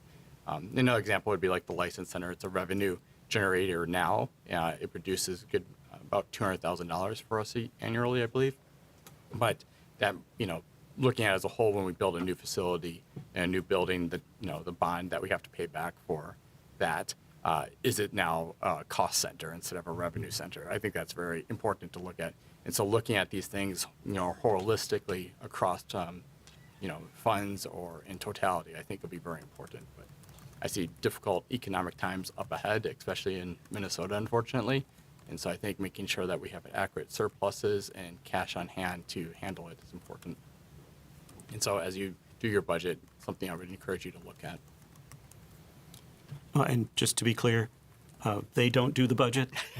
City manager and staff does the budget, but these good folks review the budget and help us with the process. So we'll take some of the pressure off you anyway. I read your reviews. I appreciate them. And watch the meetings as well. All right. Other questions, comments from council members? Councilmember Grau? I would just say, when you're looking forward, of course, we need to be I turned it off. prepared for It's at 3 worst-case scenarios, but we also need to look, realistically, historically, and what's going forward. I don't think we need to be all doom and gloom. On our debt service funds, some of those will be rolling off, as you've noticed, so that should be factored in when you're looking at long-term, too. Yep. So I appreciate all the work you do and give us the whole picture. I appreciate that. I wanted to just on the long-term look, I know in the last round of hiring in the fire department, we had grant funding for 3 years, and over the two or more of the 3 years, we added dollars to the levy to contribute to capital funds on a short-term basis for those years, so that our sort of incremental increase to the levy went in to pay for those firefighters over time, so that by the time we got to the third year, it was fully levy supported because of those incremental increases we had done over time. And I don't know that we've had a lot of discussion about that for this year's round of public safety hiring, both for police and fire, as those grants roll off. And so, I think we want to, as we look at the next several years here, make sure we have a good understanding of that and make sure that we're not sort of without a plan to make sure that we get to where we need to be by the time the grant funding ends. And we want to be supporting those public safety dollars with full levy support. not to mention that, at least in the case of the police department, there are phases to their study as to the implementation, which have some cost implications both on the personnel side, but even on other resources. And so these are all reasons why we're especially conscious of, say, the next handful of years as we're looking out, because we want to make sure that we're not shorting ourselves on the revenue side, but we're also making sure to look closely at the expenditure side as well. So once again, you won't have to make the decisions, but any recommendations you have as a commission as to either how to plan for things, how to track things, those sorts of things will be appreciated, I think, by the council as well as staff. I think that was all I had in my notes here. But once again, I think you guys are fantastic in terms of, having the skill sets and the interest to look at these matters and delve into them and provide good recommendations. So we do appreciate that. And if there are things that seem to be happening at the council level where you feel like maybe there should be an opportunity for you to weigh in, don't hesitate to go, excuse me, and let Sam know, and he can feed that back to the process and make sure that we have that opportunity. Okay, thank you. All right, anything else from either the commission or from the council at this point? Just thank you for all your work. Yes, thank Greatly you. appreciate it. You earn every penny we pay you. That's right. And more. All right. That then brings us to one of the items that was part of a couple of our discussions coming up to this point, which is one of our decision points as it relates to the maintenance center and licensed passport and dance studio project, and that is we've got some plans, schematic plans coming before us for some hopefully opportunity for feedback, as well as maybe the opportunity to say we might be ready to move to the next phase of the process. We have our Public Works Director, Jesse Freihammer, with us this evening, who's sort of one of the major shepherds of the project. And I'll turn it over to Jesse to make introductions and bring this before the council this evening. Thank you, Mayor and Council. So about a year ago, Council did approve moving forward with Concept C of the pre-design and master plan study. Since that time, we did hire LHB architects to help us with the design of the project, as well as hiring Kraus Anderson as our construction manager at risk. So this is kind of our first major check-in, but we've been very busy with staff over the last 6 months or so, going through concept design and schematic design. So with that, we will have an update tonight from the design team on that. So I will turn it over to Martin and Ken with Kraus Anderson and with LHB and Kraus Anderson, and they can kind of walk us through where we're at today and where we're at going forward. So, and then we can certainly answer any questions the council may have. So with that, I'll turn it over to Martin. Well, we're happy to present this to you. It represents a number of months of work with the city staff, and I also wanted to acknowledge just all the other people who've contributed to this, because although I'm presenting, there's a whole design team who's significantly made this possible to develop this schematic design. So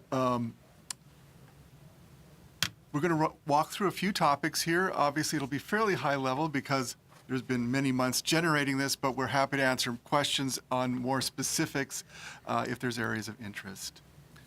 So as part of our meetings, we always have been putting our project goals in front of us that were identified at the very outset. And although I won't read through all of these have been ones that we consciously take into account as we're working on our design together.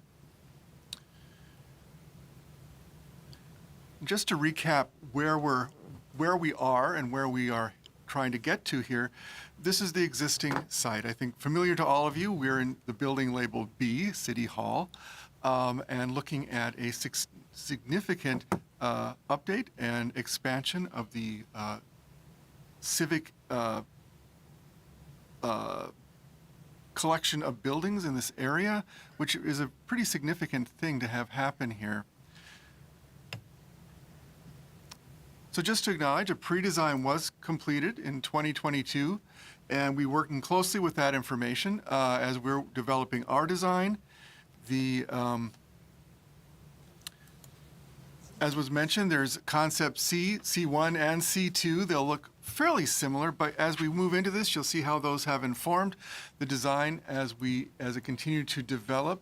The biggest difference here is probably in the northeast corner there, at the corner of Lexington and Woodhill between these two. But I did want to just bring these forward again as how the design is evolving over time.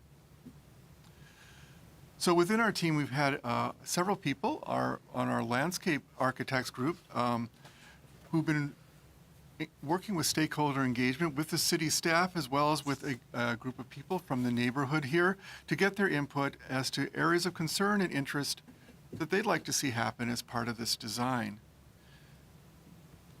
They've had a series of 3 meetings over a number of months, and a few things have risen to the surface here as kind of pretty consistent areas of interest. And I just wanted to note these because you'll begin to see how these are informing our design. One of them is looking at layered vegetative materials for buffering the buildings and maintenance yards. Incorporation of materials such as brick that tie together the larger civic campus, as well as considerations for sustainability, habitat protection, lighting, paving, windows, and other materials product selection, as well as more specifically looking at a buffer and avoiding placing pedestrian movement to the west of the licensing passport and dance studio, between that and the neighbors to the west.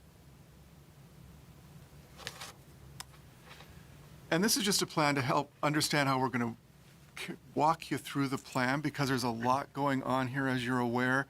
So we're grouping the licensing passport and dance center with the Veterans Park and the parking, as we'll walk you through that, maintenance and operations center north, that northeast area, and then to the south of Woodhill, what we're calling the MOC South, so Maintenance Operations Center South, just to keep you oriented as we walk through these. In the midst of this is the VFW that you can see. It's rather small, but the box between the MOC North and the parking lot to the west. So just first touching on Veterans Park, the work we're looking at will impact the park to some degree, and part of the conversation has been, well, if we're impacting it, what should we do as possible ways to make sure we're putting things back to the best benefit of the community. So a lot of this is the outgrowth of the stakeholder conversation. The layout is not extremely different from what is currently there, but it enhances it, and the thought is to put back in a more developed way what was currently existing: the softball field, basketball courts, the playground, and there has been interest expressed in at some point maybe allowing a spot for a veterans memorial, which does not currently exist in the park. And there needs to be further engagement and conversation around this. This is an ongoing topic of how to approach that appropriately. And moving a little bit to the south is licensing, passport, and dance. As you can see, the orientation is pretty consistent with what was in the pre-design. It's a longish north-south oriented building. It helps to mentally place it. If you were to continue Civic Center Drive further north, this would be directly to the west of it, so it has a sense of orientation to the larger civic campus. The parking lot itself has been designed to help tie these things together, both in the location of drives, as well as the shared uses between the VFW, the new building, and the park. The footprint of the new building itself is also cited very carefully to try to maximize the buffer to the west, as well as to take into account the way stormwater works on this site, which moves generally in a northwesterly direction. We're right now in our current studies looking at dealing with underground stormwater underneath the parking lot, because there's quite a bit of runoff with this much surface area, of course, we have to deal with. And we've also been in touch with Metro Transit, who's looking at shifting their bus stop down Woodhill a little further to the west, and this fits, they've confirmed, nicely into their long-term planning as well. So it all fits nicely together in terms of cars, buses, and other pedestrian movements through this area. As we move then to the northeast, what we're calling the MOC North site, this is where the current older strip mall building is that holds the licensing, passport, dance, as well as some other uses. Really a complete rethinking of this. It's a very internally looking site, but trying to develop the edge in order to create a buffer and screen the more functional uses that are in the middle, using buildings, walls, and fences. So around that will be a well-developed landscape scheme. To the north, there's a bit more of a buffer because of the residences to that side, so we have more room even yet there to place landscaping. There is a stormwater pond planned for the northwest corner, and we're also looking if there's any opportunities to reuse some of the water that runs off this fairly substantial amount of impervious area. Then jumping across Woodhill to what we're calling the South MOC site. Of course, this is the location of the current operations center. The plan being to keep, per the pre-design, the most recent part of the building, that large gray zone, and build around it to develop that into a more fully fledged contemporary facility to meet current needs. Part of this is connecting pathways of pedestrians and vehicles across and along Woodhill. We're trying to look at options to the south as we're facing this building, City Hall, to allow for some space for future growth. There's not a lot there, but there is some room for the future if needs should demand that. And carefully placing the edges of this to minimize the impact on current trees and such to the extent we can while building out that this new building. One of the areas we're looking at here also is if there's any opportunities for green roofs. We have a lot of stormwater again, and that will be further explored relative to budget and so on, how far we can take those sort of ideas. So these are just a few images. This is the sort of thing we were showing the stakeholders. We're trying to get a reaction, what interests them, what concerns them, how do they react. This is looking at some ways to use physical and planted buffers to address the edges of this facility. It's a very prominent location, so even though the functions often are fairly mundane, especially for the operations center, we want it to be an asset to the neighborhood and not just dropped there as this big block of a building and a maintenance yard. A few more images. This is more of the physical sort of things that we were talking with our stakeholders about, and that we're also trying to take account as we start to develop the design. I'll go through these fairly quickly, but we've been exploring, getting fairly deep already into some of the technical sides. In this case, this is grading, looking at stormwater, how things work. We have a lot of existing elements to tie into that are staying where they are, whether it's the VFW building itself, curbs, grades in the park, and so on. All of these have to neatly tie in and work when all said and done.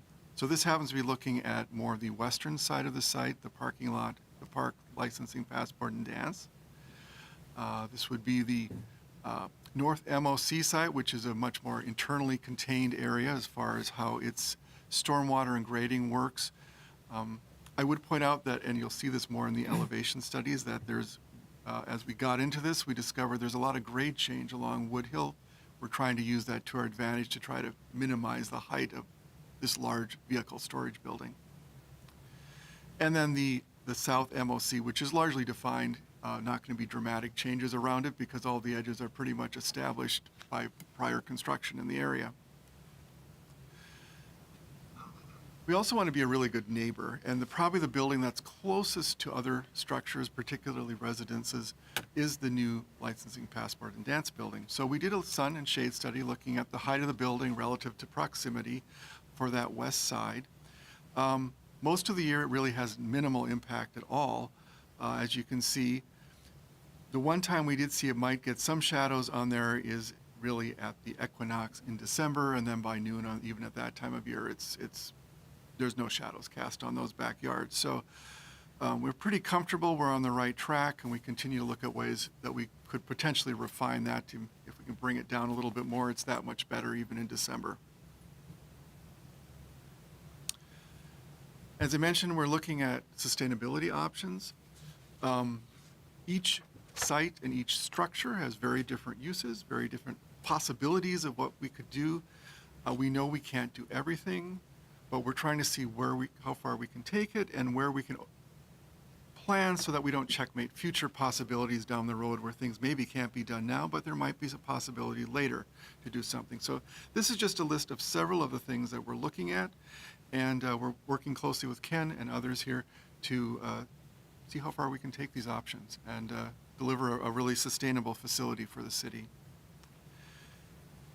just walking you through here kind of what we did work with the city staff with in developing schematic design. So we did these block studies in color, which identify major uses. So orange is the licensing, gray is the shared office and storage uses, that the blue is the passport piece, gold is the dance studio, green is that public circulation piece for the lobby, which translated then, as we were working together, into a plan, which we were fortunate enough, working closely together, we were able to take pretty far during schematic design.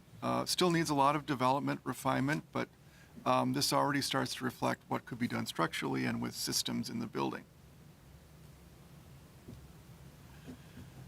Part of that was doing studies of what the exterior could look at, to also explore how to develop a language that starts to tie this all back into the larger civic campus.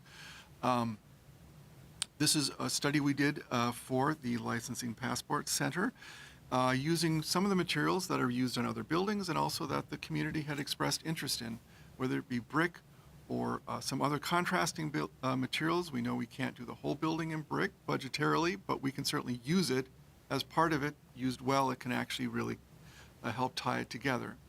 We also wanted to find a way to make what could look like a long, low building have some sense of it being a civic building, not somewhere for the public that has a presence, and not just trying to really avoid anything that might suggest more of a commercial structure.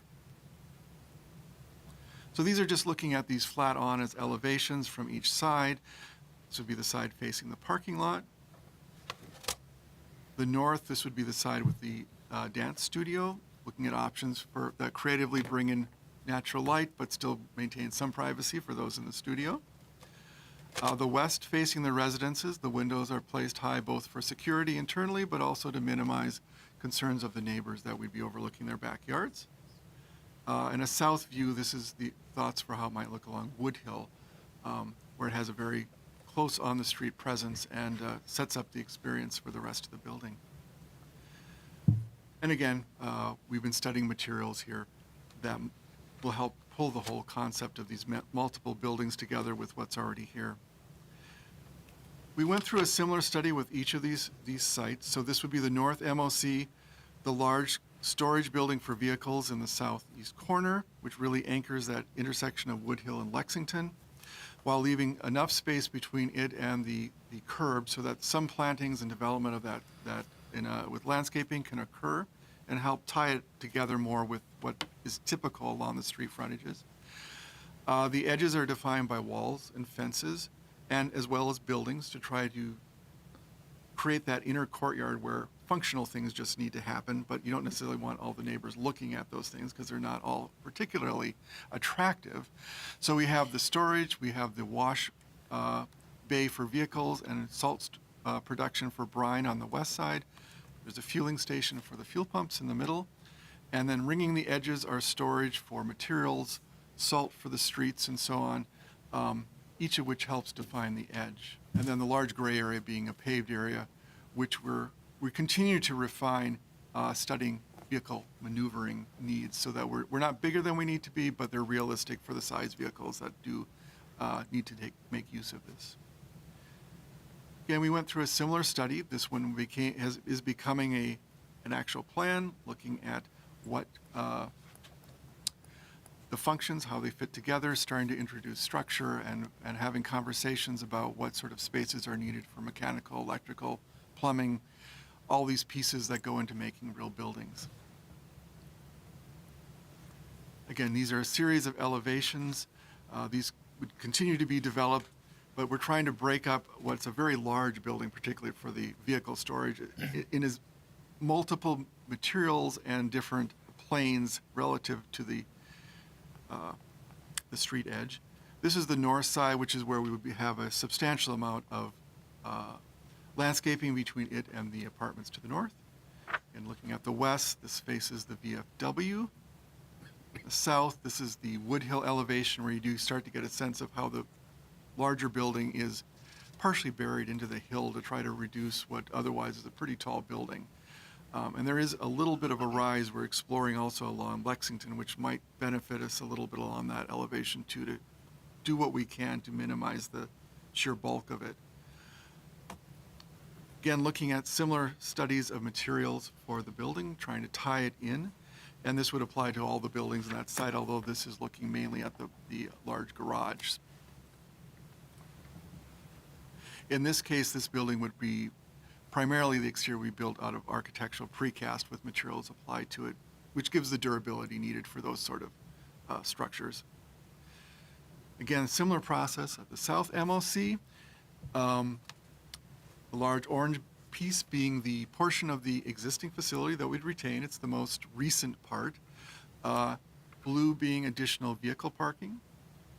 The southwest are offices, and that would be the gold space. And then the gold more to the northeast are repair bays, functional vehicle spaces, all the support elements that go with that for the various departments in this building, with a yard to the north, which allows for maneuvering on the site before vehicles enter or exit the street.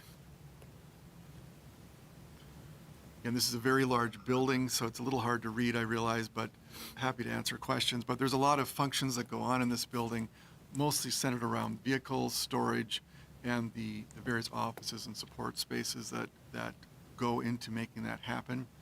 I'll just move through here. Trying to introduce a few more materials on the exterior, in this case metal panels, just because it is such a very large building, trying to break it down to the extent we can. It's the north elevation facing Woodhill.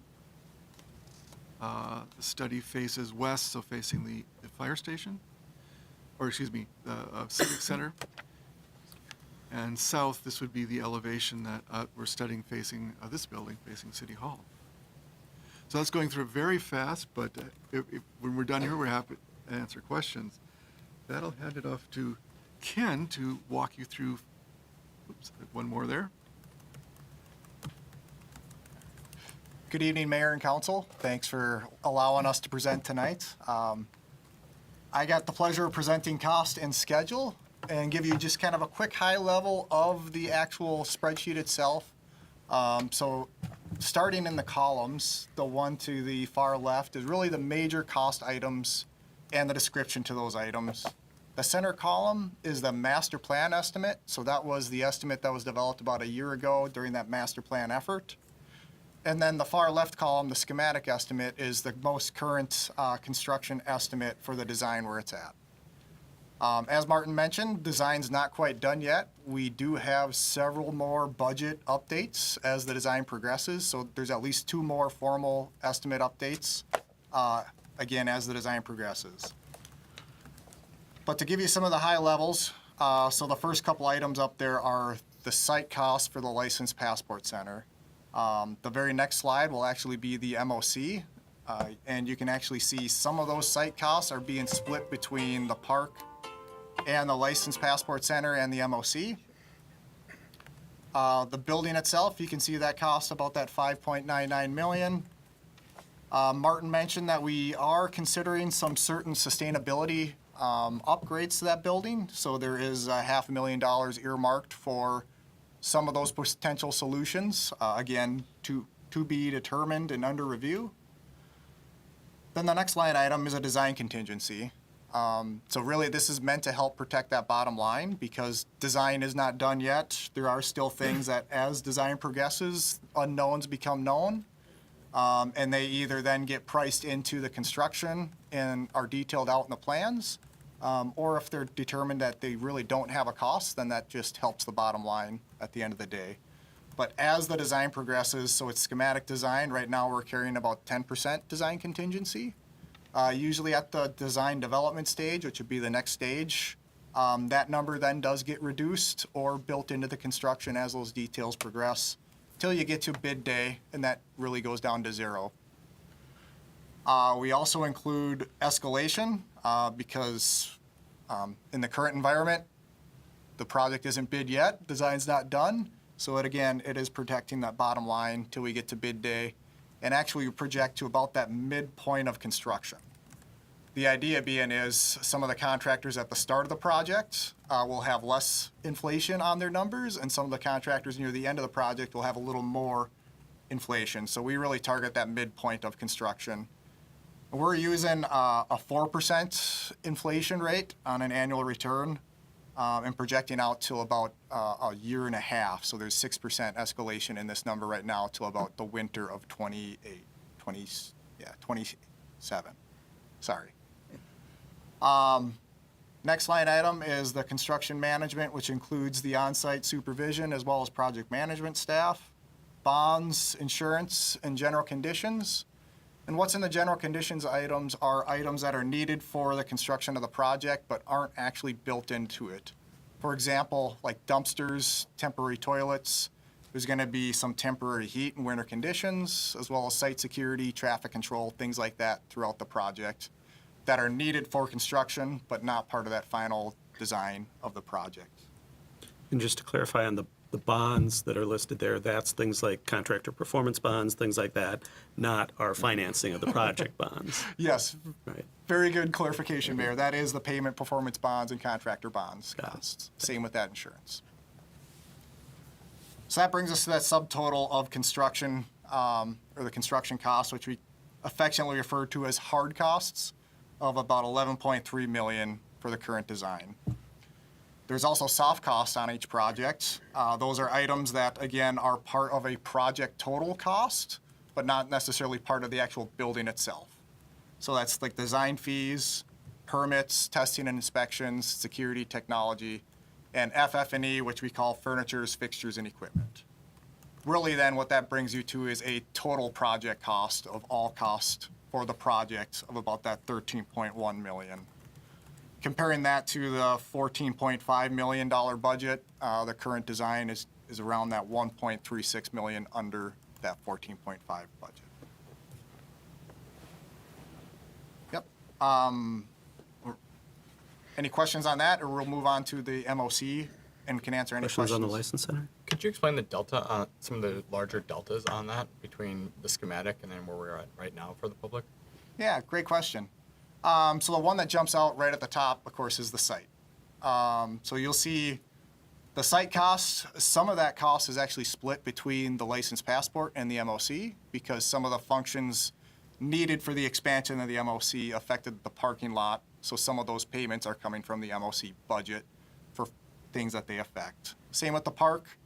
Right now that represents the playground and the basketball court, and the softball field cost is part of the MOC because the parking lot expanded for the MOC, impacting the softball field.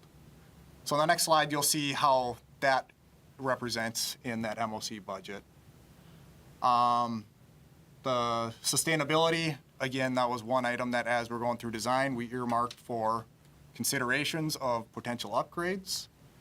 And then when you look at like the construction management versus the soft cost fees, you can see the construction management fees and the master plan was actually part of that 3.3 soft cost budget. And now they're actually flip-flopped where the construction management and general conditions are part of construction, where at the end of the day will most likely be represented in the contract versus in the soft costs going forward. You noted that the park there is, monies are there because of the, maybe I misheard, because of the impact of redoing the parking lot? Yeah. Would that be considered then an MOC cost that could be put fully on the MOC, but, cost items? Yeah, great question. So that site cost right now represents the site and the utilities for the building itself. Sorry, I'm referring to the park number. The park number, yeah. So the park number, that 419,000 really represents the playground and the basketball court. The softball Those aren't field, impacted by the MOC, right? those were not impacted by the MOC, but an opportunity to upgrade the whole campus Thanks for the park itself. clarification. Does that answer your question? Yes. Thank you. Any other questions on the license center, passport, and dance studio? Councilmember Strawn. Thank you. I had a couple questions. I'm on the committee that's working with the residents, and I just had two questions based on our last meeting and the design. So on the west elevation of the licensed passport and dance center, they had indicated that the door to the back was to be eliminated, and yet I still see it on the project that you share. Do you have any update on that information? We're still studying if we can remove it from a emergency exiting standpoint. But we are looking into that if it's possible to get rid of that door.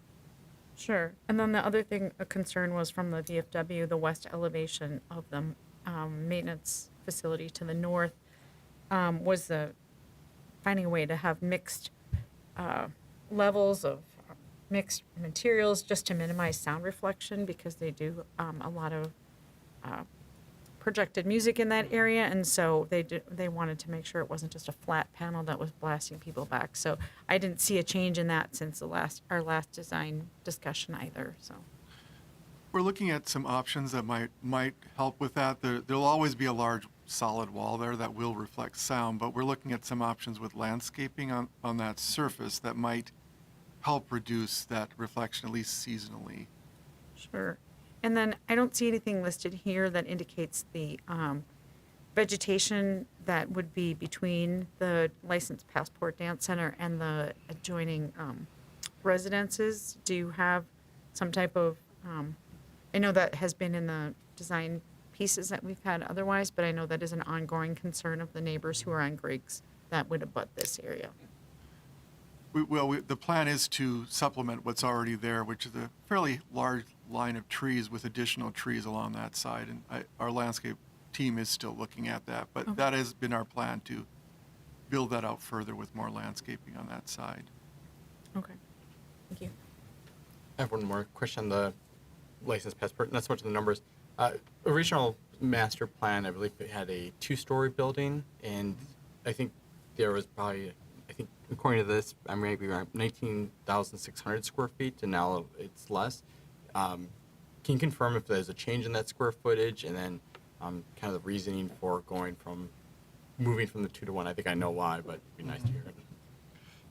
And if the current square footage is adequate. Yeah, well, I can start. The square foot, we found that once we took the actual program and the pieces in it, there was more square footage in there than we necessarily needed to make all the pieces work together, which is not unusual between pre-design and as you get into more depth, because you don't want to have too tight a design in pre-design that you preclude all the circulation and other pieces of people and so on, movement that need to happen. So it just was possible to tighten it up a bit more and get a more efficient floor plan.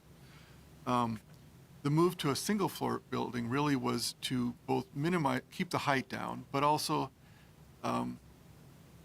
to do a second floor, we'd have had to add 2 sets of stairs and an elevator, which were a fairly substantial additional cost for basically one function. It would have been the dance studio. I should add also another set of restrooms up on a second floor, which it just would have added cost, and we could make it work as one floor more efficiently and more cost effectively. That really is the reasons why we recommended going to a single story. Yeah. I only bring that up because it is such a big thing. I guess I was hoping to see a bigger change in the building cost than what's shown here, roughly over $300,000. But maybe those numbers are split up across multiple rows here. Yeah, it kind of is between the site and also the building and other things like that. That, again, at the master plan level, that was a fairly high concept, high level estimate at the time, where now it is a little more detailed and more cost is a little more specific to each bucket. Mm-hmm. And that's kind of where the buckets are, I guess, laying themselves out. And then for this estimate and then the MOC, do we change from the master plan estimate the build cost per square foot? Or Yeah, so the base multiplier, I should say. Yeah, great question. So at the master plan level, it really is a cost per square foot based on past experience, past projects, and some, information on that project itself. We are at the point now where we are actually taking off square footages of walls, floors, ceilings as part of this design. So we're no longer doing a cost per square foot estimate. We're doing an actual takeoff of your guys' building with all your actual finishes and developing a cost that way. So it's customized to the building that's designed for you right now. Thank you. Yeah.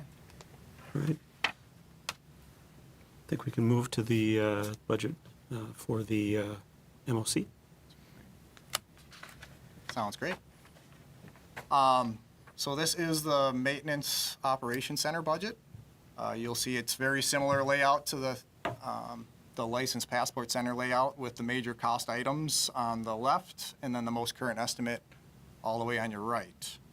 You'll see there, as we mentioned before, that some of the parking lot stormwater restorations from the Licensed Passport Center is actually being applied to the MOC budget, as well as some of the park restoration and softball fields as well that go along with that parking lot. Then you'll see we split up the project by the North MOC site and buildings, and then the South MOC site and buildings. We are continuing to carry that design contingency of 10%, as well as an escalation of 4% annually, which equates to about 3 years out, and about 12% in that number right now that we're carrying. A construction contingency for unforeseens during construction, the construction management, bonds, insurance, and general conditions, just like we're doing with the licensed passport, to get us to a construction total of that $57.6 million.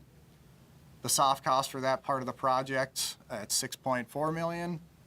Then for a total project cost of around that $64.1 million. And then how that compares to that $64.2 million that is in the local option sales tax budget. So right now, as the current design is about $75,000 underneath that 64.2 budget. Does that number include acquisition costs for the parking lot, VFW parking lot in here? It does, yes. And that would be under which row? That'd be under the soft costs. Oh, it is the soft cost. Yep. Other questions on the maintenance center, maintenance operations center budget side? And then the very next slide is really talking about next steps and what does the schedule forward look like for the rest of the project and the team here. So the first item on the schedule was really our city council meeting update number 1, which was tonight. We do plan to have a second update around that end of August, early September timeframe. And then another update right before we intend to go out to bid the trade work for the construction at the end of August or October. Then there'll be a period of time where the project's out to bid, and then we'd bring it back for award and contracting in December. And then during January, April, it'll really be getting materials ordered, the submittal process, samples approved, things like that, with the intent to start phase 1, which would be the licensed passport dance studio spring of '27. We anticipate that phase 1 to be wrapped up in spring of '28, and then licensed passport can move into that new building. And then the phase 2, which would be the north site, then would begin spring of '28 through spring of '29.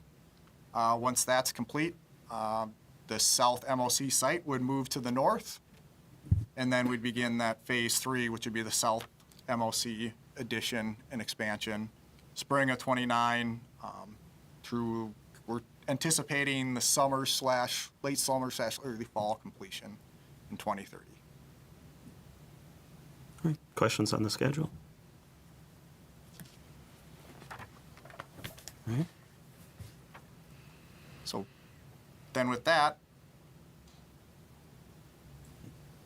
really we are at that point where questions, feedback, recommendations, we are asking for the council action to, number 1, receive the reports and provide feedback, and number 2, a motion to approve the licensed passport MOC project into design development phase, project development. All right. Well, thank you for the presentation and all the work that got you to this point with everybody involved. Just for the benefit of the council and the public, we'll do council questions at this point. Council doesn't have to exclusively be limited to feedback at this time, but I did want to then, after the questions from the council, look to anyone from the public who wishes to speak to this and ask questions. And then we'll go back to council discussion and ultimately, hopefully, an action on the part of the council. And that might be an opportunity for more feedback at that point, especially after having heard from the public. So questions from the council for the presenters this evening. Councilmember Bauer. Just one question, then some feedback. On the MOC North, there you have these north fuel stations. Are you assuming those are above ground tanks and not below ground tanks? I think I saw that denoted. That is correct, yes. They're planned to be above ground. And then as far as feedback, I'm really pleased to see the progress on this. When I saw the packet, it was much further along than I expected, in all 3 different sites. So I was pleased to see that. I hope you enjoy that as well. And faster that we can move this along, the better, especially given those escalation costs. I thought really focusing on the pragmaticness of the whole design is very important. And I really appreciate that you're doing that and thinking about long-term. This is a long-term investment, and so thinking that it can handle it for long-term. Current buildings have served us quite well for a long time, and we hope to continue that tradition as well. And that was in the third one, but other than that, I really appreciate all the effort put into this. Right. Other questions or feedback? Councilmember Graff? I think you addressed it pretty well, but speak a little bit to the water issues on the site. And you have a holding pond, is that correct, on the one piece? And then you're thinking of underground water control? Sure. A holding pond is planned for the northwest corner of that north MOC site. The overall stormwater concept, our civil engineers are looking at it, sort of a blended plan of above and below ground storage, retention, treatment, and so on. Because of the quantity of buildings, paved area, and so on, we need to look at a variety of options to make that work most effectively and meet current standards for stormwater. That was also the impetus for at least talking about the possibility of using green roofs. That's still an open question if that's budgetarily possible, but it's a possibility of treating and managing the rate of flow of stormwater off of that very large south MOC roof. So yes, it's a combination of different options to try to take advantage of what each can offer us within a defined area and a lot of existing conditions that have to be accommodated. And speak a little bit to I know this is just a concept, but the idea of reusing the water, perhaps. Certainly. We do have a lot of roof areas and paved areas. There's the possibility of collecting that water for certain uses such as irrigation or possibly washing vehicles. Probably not both, but the fair amount that would be flowing off those surfaces. So we think it's worth at least exploring the option if there's a possibility of doing so, because it would greatly offset the amount of water use for those functions. A lot of exploration is still required to confirm if that is indeed possible for us to do, but it seems like a good opportunity. Well, the one thing about your presentation I appreciate is that you're exploring a lot of options, and I understand that from this. Several of them caught my eye, but I look forward to the next report and see as they're refined, because I think you're doing a very thorough job, and I appreciate it. What other questions, Councilmember Schroeder? Yes, actually, I wanted to talk a little bit about the stormwater runoff as well. What kind of system will you have set up to make sure that those salt areas do not run into the storm runoff? It's an item that, at the schematic level, we haven't gone too deeply into it. It's something we're very aware of, particularly at North MOC with the salt storage and the washing of vehicles. We will have a lot of very high salt content in the runoff. So, in fact, we were just talking about it this afternoon with our engineers, how we need to isolate that water and potentially have some process for treating it before it goes into the storm sewer. That water could not be reused. It's just too high a Absolutely, salt. because typically when salt gets into water, it's very difficult to get it out. So Yes. it's almost like you have to then do something separate with, if it has salt in it, you definitely don't want it to go down the sewer. No, it would require separate consideration. It's something we're looking very closely at because we would anticipate predictably that north area would have a fairly high Absolutely. level of salt in the runoff. Well, good, I'm just glad to hear that you're going to take a hard look at that. Thank you. And the nice thing that Martin and their team are doing is orientation of those buildings as well. Really helps with, they're facing south, they're not facing the northwest where a lot of rain, wind can drive in weather into those spaces as well. So they're considering orientation as well as containment. Good. Other questions? Councilmember Bach. This is more of a question for staff, and I guess objective to the city manager, Trudgeon. We note on that MOC South building there's possibility for future expansion. Did we choose not to just expand that because we're already at kind of the limit of the dollars we were already budgeted? But if given, we weren't there, we would just do the expansion? Or what are your thoughts around that? Yes, thank you for bringing that up. So what we're talking about really, just for everybody else to be aware, is possibility of building additional office space to move the engineering function of the Public Works, which is downstairs, over across the way, and that obviously has ripple effect in this building to do some things here. We have costed that out. I think it's about $2 million, if I'm recalling correctly. We don't have room in the budget as of now, so I think we're going to continue to explore that. There are some operational impacts, I think, mostly to the positive by having them over there. So it'd be really great if we could do it. At the very least, we want to make sure that the design, if we can't fit it in this time, is available for that addition moving forward here. As you know, you can see that we're close to the $64 million. We hope as we move along, we can maybe find some dollars to make that work. But it's about a $2 million add. We just don't have that room in the budget as we speak today. Thank you. All right. I appreciate a couple of the questions. Certainly, the dealing with the salt and everything is important. I was, just the thought came to mind is, so maybe we can incorporate that into our brine system, but I'm not sure that that's the same thing. Talking about reuse, and then the let's see, where was I at? Oh, the other thing, and some of the things we're looking at that may not fit in the budget, sometimes there could be funding sources for like grants and things like that from entities that want to encourage those sort of practices, and so certainly that would be something to look at if we have those opportunities to take advantage of some of that funding to push into some of those areas. I think we should make sure that we're not precluding those if we can find that there are those opportunities. So that was just something to keep in mind. And then just a technical question on especially the east face of the north MOC that faces the residents that are across Lexington on the east side of Lexington, looking west. I think we should continue to look at and consult with them to the extent we can about solutions to make that something that for the long term will be more interesting for them to have across the street, whether that's looking at on some of those precast panels, if there's inexpensive ways to add like color blocks or, this may not be a good idea, but something like a wave I've seen on some of the warehouse buildings that are out there, or things along those lines that just add a little more visual interest as opposed to just one color separated from other areas that are brick and other areas that might be metal, but it's still, a long expanse of one color with a couple windows in it, and just to try to enhance that interest for the folks that are going to be facing that. Certainly we have the folks on Griggs to think about with the backside of the License Center as well, but don't want to lose thought of what we can do on the east side of the MOC on the north side too. So I think that's all I had. Well, if you gentlemen want to take a seat off away from the table for a moment, we'll open it up for public comment and questions, and then we can bring it back for the requested action from the council. Just a reminder to members of the public, as always by council rule, we have a 3-minute limit per speaker, which I try to enforce gently and generously.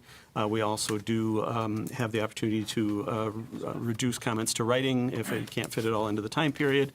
We just ask that you introduce yourself at the beginning of your comments with your name and either your street or address, address comments or questions to the council, and then to the extent we can answer questions, we'll do that after everybody's had a chance to speak. Hello and welcome. Hey, Roger Hessen Wagner Place. Hope I remember after all this time. I'm surprised there aren't more people here on a project that's going to affect us for over 50 years and probably $100 million after interest. But anyway, I was wondering, since the MOC is so close to its maximum, if you do need more money, are you able to bond for that?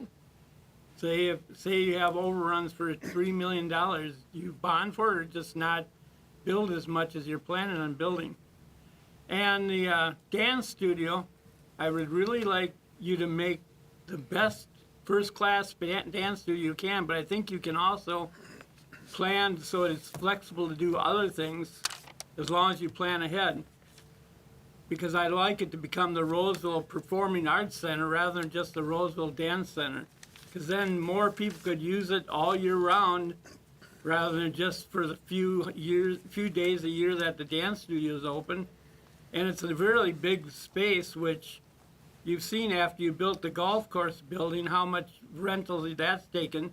If you had this 2,500 square foot open space, I'm sure you'd have a really lot of rental things going on there, especially if it's a nice, very nice looking place inside. And I still think you should move the license center right next to the dance studio, so the waiting area could be used for both the license center and the dance studio, because then you could take that 400 and some square feet for the waiting area for the dance area and use that for something else. I can think of a million things you could do there. But then I also hope on the license center, before you actually design the interior of it, that you go and look at some other license centers like the one in St. Louis Park or wherever they think they're really good ones. And maybe there's some ways that place needs to be designed inside that would make it more efficient than it is now, because you need to really increase the revenue there to help pay for the bonds for the building. And also, I think better hours and days would help a whole lot. Saturdays used to be just crazy there, and you got rid of Saturdays for some reason. I mean, I'd say get rid of a Monday if you don't want to have if you don't want to have two shifts. And then lastly, I still think since you got the land and the money, I think you're making a mistake not putting the whole public works thing to the north. Because you've got plenty of land to put the license center somewhere else and to put the ball field somewhere else. And I think this is a 50-year building at least. I think you should be building the best building you can for the money. I don't see how splitting up in two places is more efficient than having it all in one place. And thank you very much. Thank you very one much. other thing. Yes. I'm sorry. That's but all right. I was kind of disappointed that you guys didn't have an open house for the residents to look at this plan before your meeting today. So we could go in a casual place and ask questions and make comments rather than having to do it here at your meeting. I mean, you make developers have open houses and things on little tiny projects, but you're doing an almost $90 or $100 million project, which really affects the public. And there was no open house, and you looked like you had these plans at the beginning of May. So I don't know why you couldn't have done that. But that's it. Thank you. All right, thank you for your comments. Is there anyone else from the public who wishes to speak to this item at this time?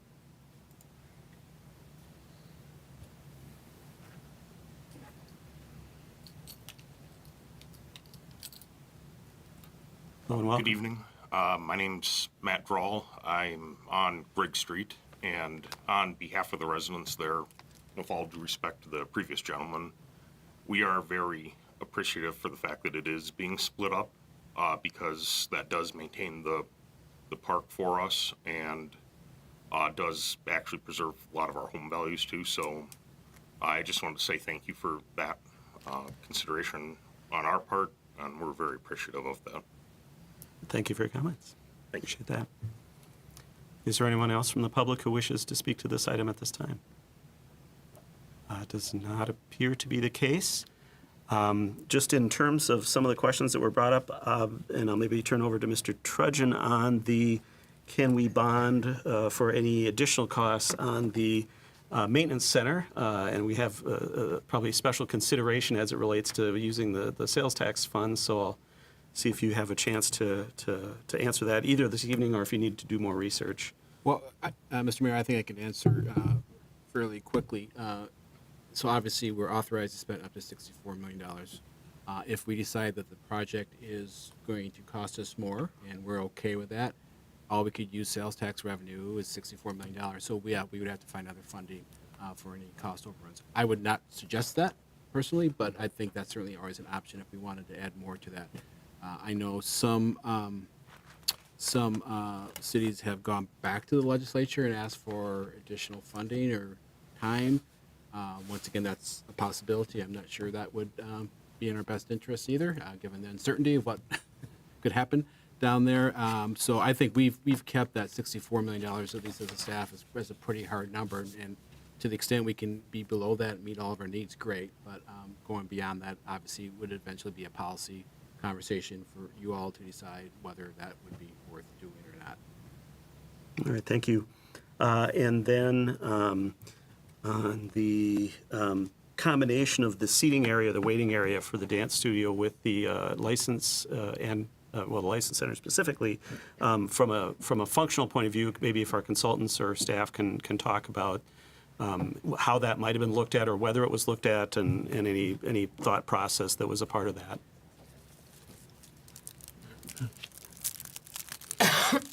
We have our Parks and Rec Director, Matt Johnson, as well as our consultant again. Yeah, thank you, Mayor and Council, and I can mostly defer to Martin other than to say that the intent is to utilize the space as multifaceted as possible, and so that front lobby area would really be dual purposed. Yes, each of the functions does have some space dedicated to its own waiting, but they also have a shared lobby that is available for all the functions that occur in the building, so that it's not just, each doesn't have its own entrance and separate space. And the lobby is potentially would have seats and benches or something like that for members of the public. Correct, and I think the idea of the specific to dance is that would really be a waiting room where parents and folks would stay while their child is participating in the activity in many cases, versus that front entrance lobby would be more your traditional foyer entrance area, but they all complement each other is certainly the intention. Right. All right, thank you. All right, we're kind of back to the council consideration. Councilmember Strawn, I any just had additional another question questions or that thoughts? maybe both of you would be. I know at one point, the concern was that maybe at some point, a license or passport center in and of itself might not be practical, or maybe have outlived its personal usefulness. Can you speak to the longevity of this building and how it might be repurposed in the future, or other things that could possibly be used? How, the way that you've got it set up, is there certain things that were taken into consideration to make sure that it stays relevant, even if the use it changes? Well, the walls you see dividing up the spaces are all non-structural. So this is a steel frame building, and basically it could be completely reconfigured on the interior as needs change over the years. So I think that probably gives you the best flexibility. The uses as they're shown are very specific, but the building itself can outlast those and be reconfigured. Sure. Thank you. All right, are there any other questions? Any other feedback that maybe council members held back on before but want to offer at this time? I guess I would just mention one thing. I appreciate the one-level building.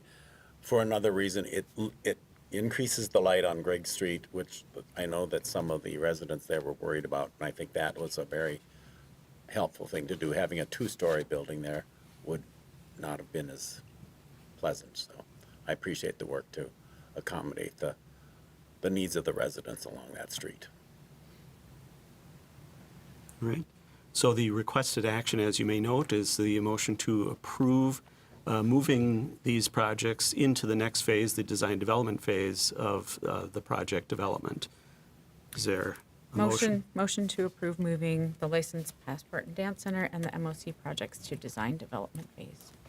Second. All right, it's been moved by Councilmember Strawn, seconded by Councilmember Groff to approve moving these projects to the next phase, the design development phase, to keep them moving forward on that basis. Discussion on the motion as the maker, Councilmember Strawn. Nothing further. All right, as the seconder, Councilmember Groff. I just think this moves it along, and as Councilmember Bauer said, I'd like to expedite this as quickly as possible, but of course do our due diligence at the same time, and I appreciate all the work in the presentation. All right, other discussion on the motion? I think the only thing I would add, just in response to the question about the open house, I think two things in relation to that. Certainly, we've been working with the stakeholder group, which is certainly the neighbors who've got an interest, very adjacent, which is in spirit with what we do for developers. And as I've heard this question before and thought about it in relation to this project, I think were the city looking to do something that we hadn't been yet doing before, or a very substantial change to something we had, I would look at that a little differently. But because this is essentially replacing what we are doing now with something a little bit bigger and better to meet our needs going forward, that is part of why it didn't seem to rise to a point of having the same sort of public input and open house type of format. It doesn't mean that that's the right decision, but that was sort of the delineation that was in my mind in regard to it and how to approach it.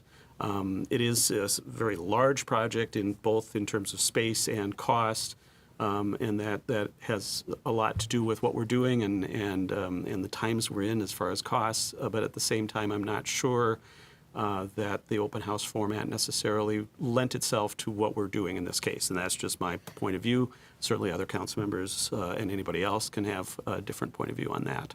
But that hopefully is at least responsive on my part to that particular question. And I'd certainly open it up if any other council members wanted to weigh in on that.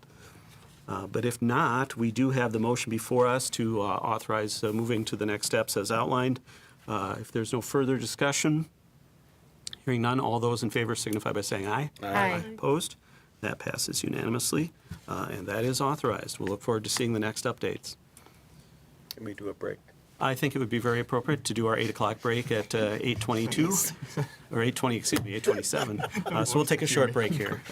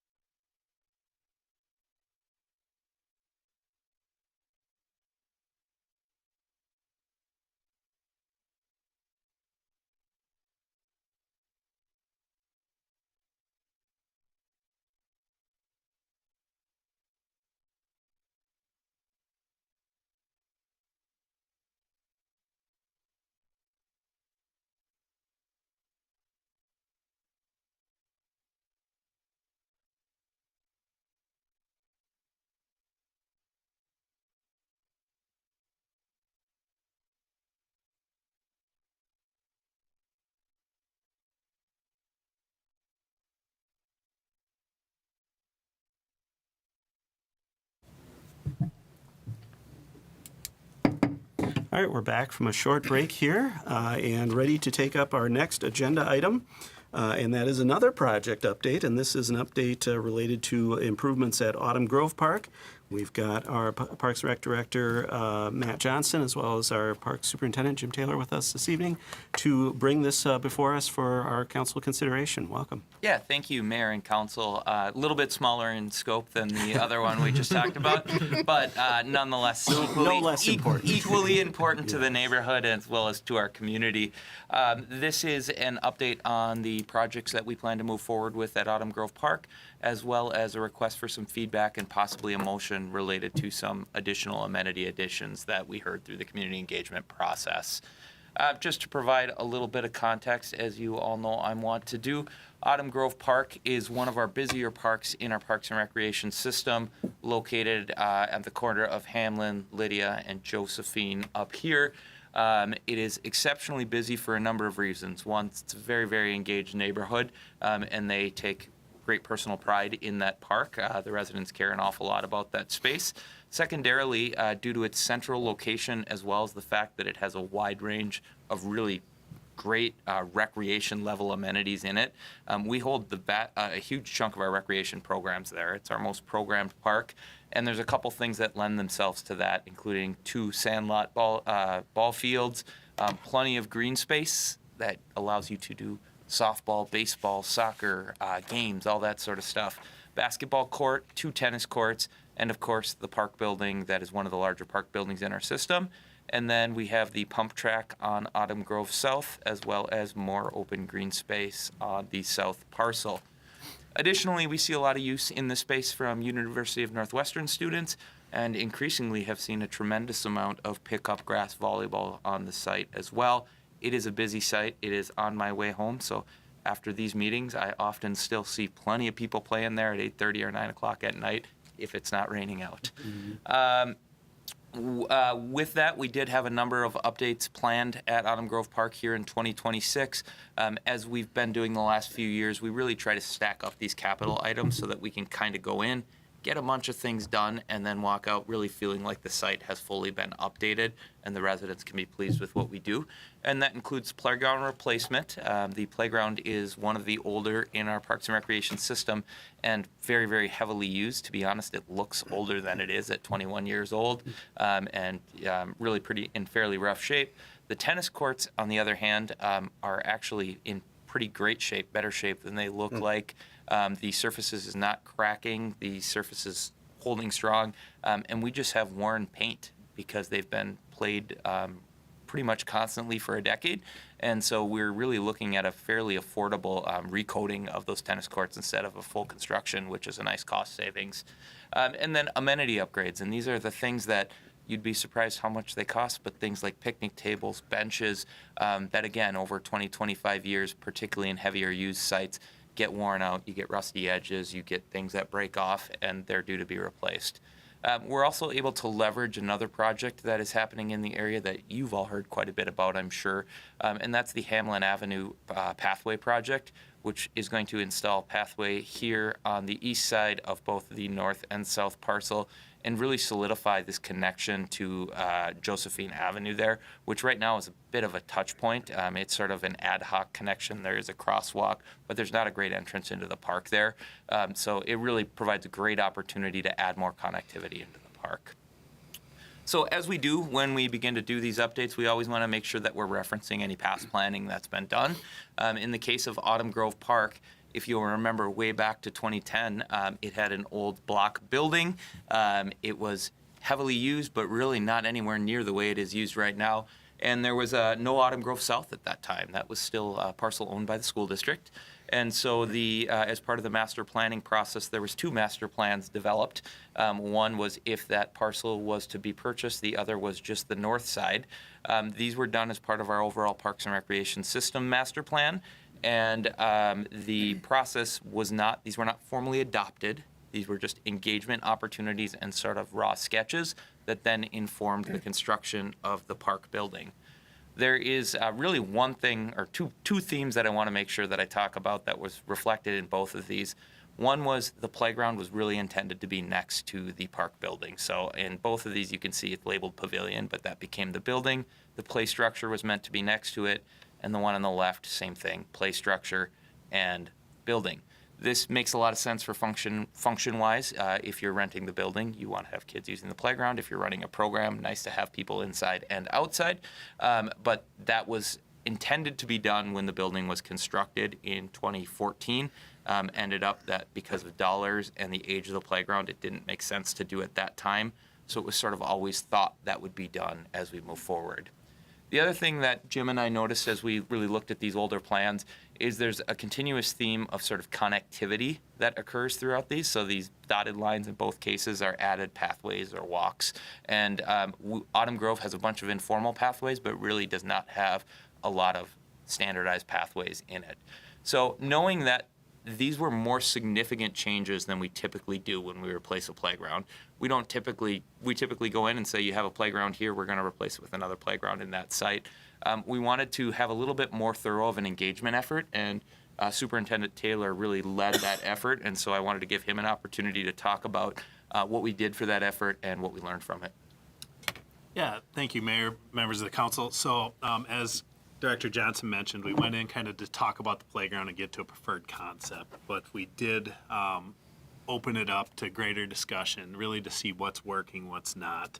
A lot of the things we asked were what residents would encourage us to do if we were going to do something in addition to the playground, discourage us to do. We also wanted to talk to them about non-negotiables from a current site design and what a future site design might look like. We did a couple brainstorming exercises, then discussed all those ideas to really start kind of vetting out exactly what the residents are looking for in their neighborhood park. The next thing we did was kind of dive directly into that playground design. But during that discussion, we found multiple kind of themes. The first one was strong support for that playground relocation for two factors. One, talked a little bit about safety, its proximity to Hamlin Avenue. Some people had actually said they witnessed some close calls, so to speak, with children that were at that playground and maybe weren't being supervised as well, and getting close to Hamlin Avenue. The other one we were more surprised about, that some of those neighborhood residents said they would rent a park building in one of our other neighborhoods because of the location of that playground. So if they're having a birthday party, the kids couldn't just go out the patio door and play on the playground. They would rent at Oasis or one of those other ones that have a playground adjacent to it. So we really started recognizing that that playground location is important and it is time to move. A couple other things they talked about was preservation of the ice rink. That was a non-negotiable. They wanted to make sure that rink stayed there, that the neighborhood definitely feels like that's an important amenity. As Director Johnson mentioned, the additional walking paths. We wanted to find a way to make a trail loop in that park, and with the relocation of that playground, it kind of started lending to some ideas that we'll go through in a little bit here. Talked about increased seating in the gathering amenities, so there's an opportunity now that if we were to bring that playground towards the building, we could really enhance that pavilion kind of seating area outside the gathering room there, which is relatively underutilized right now. Preserve green space was very important. Let's not stick a bunch of amenities into places and get rid of all the green space in the area. They like to have informal areas to play, like to see the green space and wild. Addition of wild and native planting. So again, something that was in that original concept that kept coming up was they want to see native plantings. They want to see additional areas that we can keep those wild spaces in our parks, in the park. There is direct support for the existing pump track, and to keep that and possibly in a future phase expand that to something a little bigger. And then a desire not to overprogram the park. We did hear that as a concept a couple times, that the park is very busy, which is great, but is it being overprogrammed a little bit, and putting a lot of pressure on the neighborhood?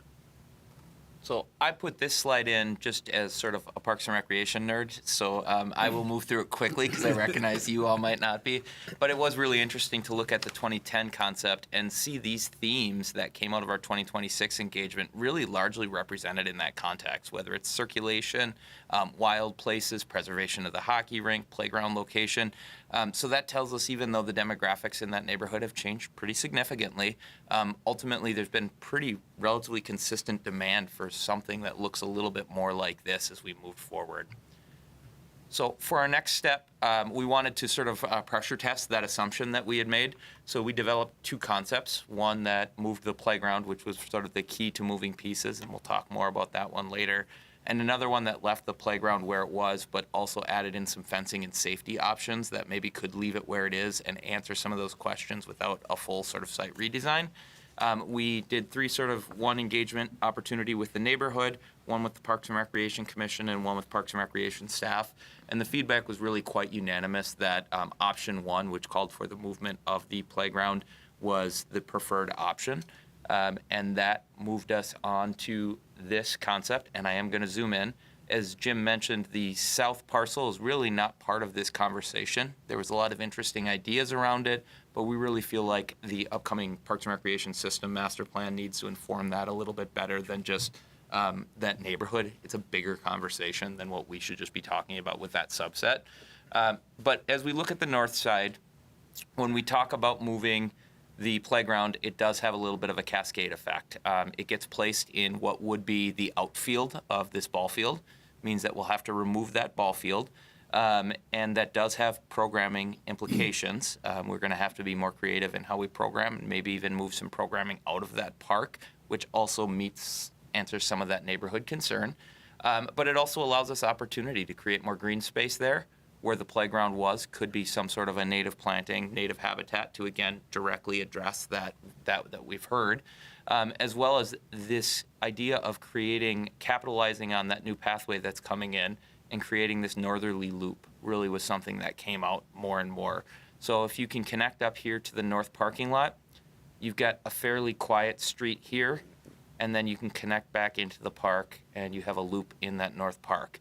We talked briefly about adding a trail here, as was showing in that original concept, but we have a lot of nice trees there that we don't want to mess up. So ultimately, we decided this is a pretty quiet street. You can walk through the street. And so ultimately, these were sort of the big concept. The neighborhood was really quite excited about it and thought this was a way to move forward. We were very transparent that we had authorization for those previously approved amenities, and this was sort of a long-term plan. So we really wanted to look at sort of a pragmatic approach to this, not something that said we're going to do it all at once or spend a lot of money that was beyond the budget. And so we have we kind of put our heads together in speaking with the neighborhood and came up with these couple of buckets. Again, we've got about $265,000 in previously approved CIP items. That's the playground, tennis court, amenities that I talked about. There's a number of amenities that just seem to make a lot of sense to do right up front. Obviously, if you're going to move the playground, you don't want an overgrown ball field there. You want to clean that site up and make it look really intentional. So we'd want to do that, as well as install a pollinator where the playground exists. Seems to make a lot of sense sequentially. As Jim mentioned, I think we anticipate that the patio is going to get much busier when the playground's there, so we want to at least be able to accommodate that so we don't have to come in and do it later, as well as creating that northerly connection, I think is going to be very important. So we have received some engineers' estimates for that, and ultimately estimate the cost to be about $97,000 for that, and we're proposing utilizing park dedication funds to cover that cost. We have some other amenities that we think lend themselves to being things that our community might want to participate in, and those are things like adding additional shade and port in place on the parking lot. The Gaga Ball Pit, that's been a custom ask of the neighborhood, as well as anybody who has young school children know that's very popular at the schools. But we think we probably can find somebody that might be interested in helping to fund that, as well as new amenities. So our plan right now would be to replace sort of one-to-one what's out there, and then through our bench program, as well as friend groups, look to add some amenities further down the line. And then the north parking lot, which we showed here, we were somewhat uncertain about this leading up to the meetings. Should that go away? Should that become green space? We heard loud and clear from the neighborhood that, and actually the night we were there, not only is the south parking lot utilized, but you have this street, both these streets are pretty thoroughly parked up. And the thought is, if we have more programming now on that north ball field, that parking is going to become important. And what the residents told us, because we're not often there on rainy days, is that there's some drainage issues, and obviously it's not in great shape.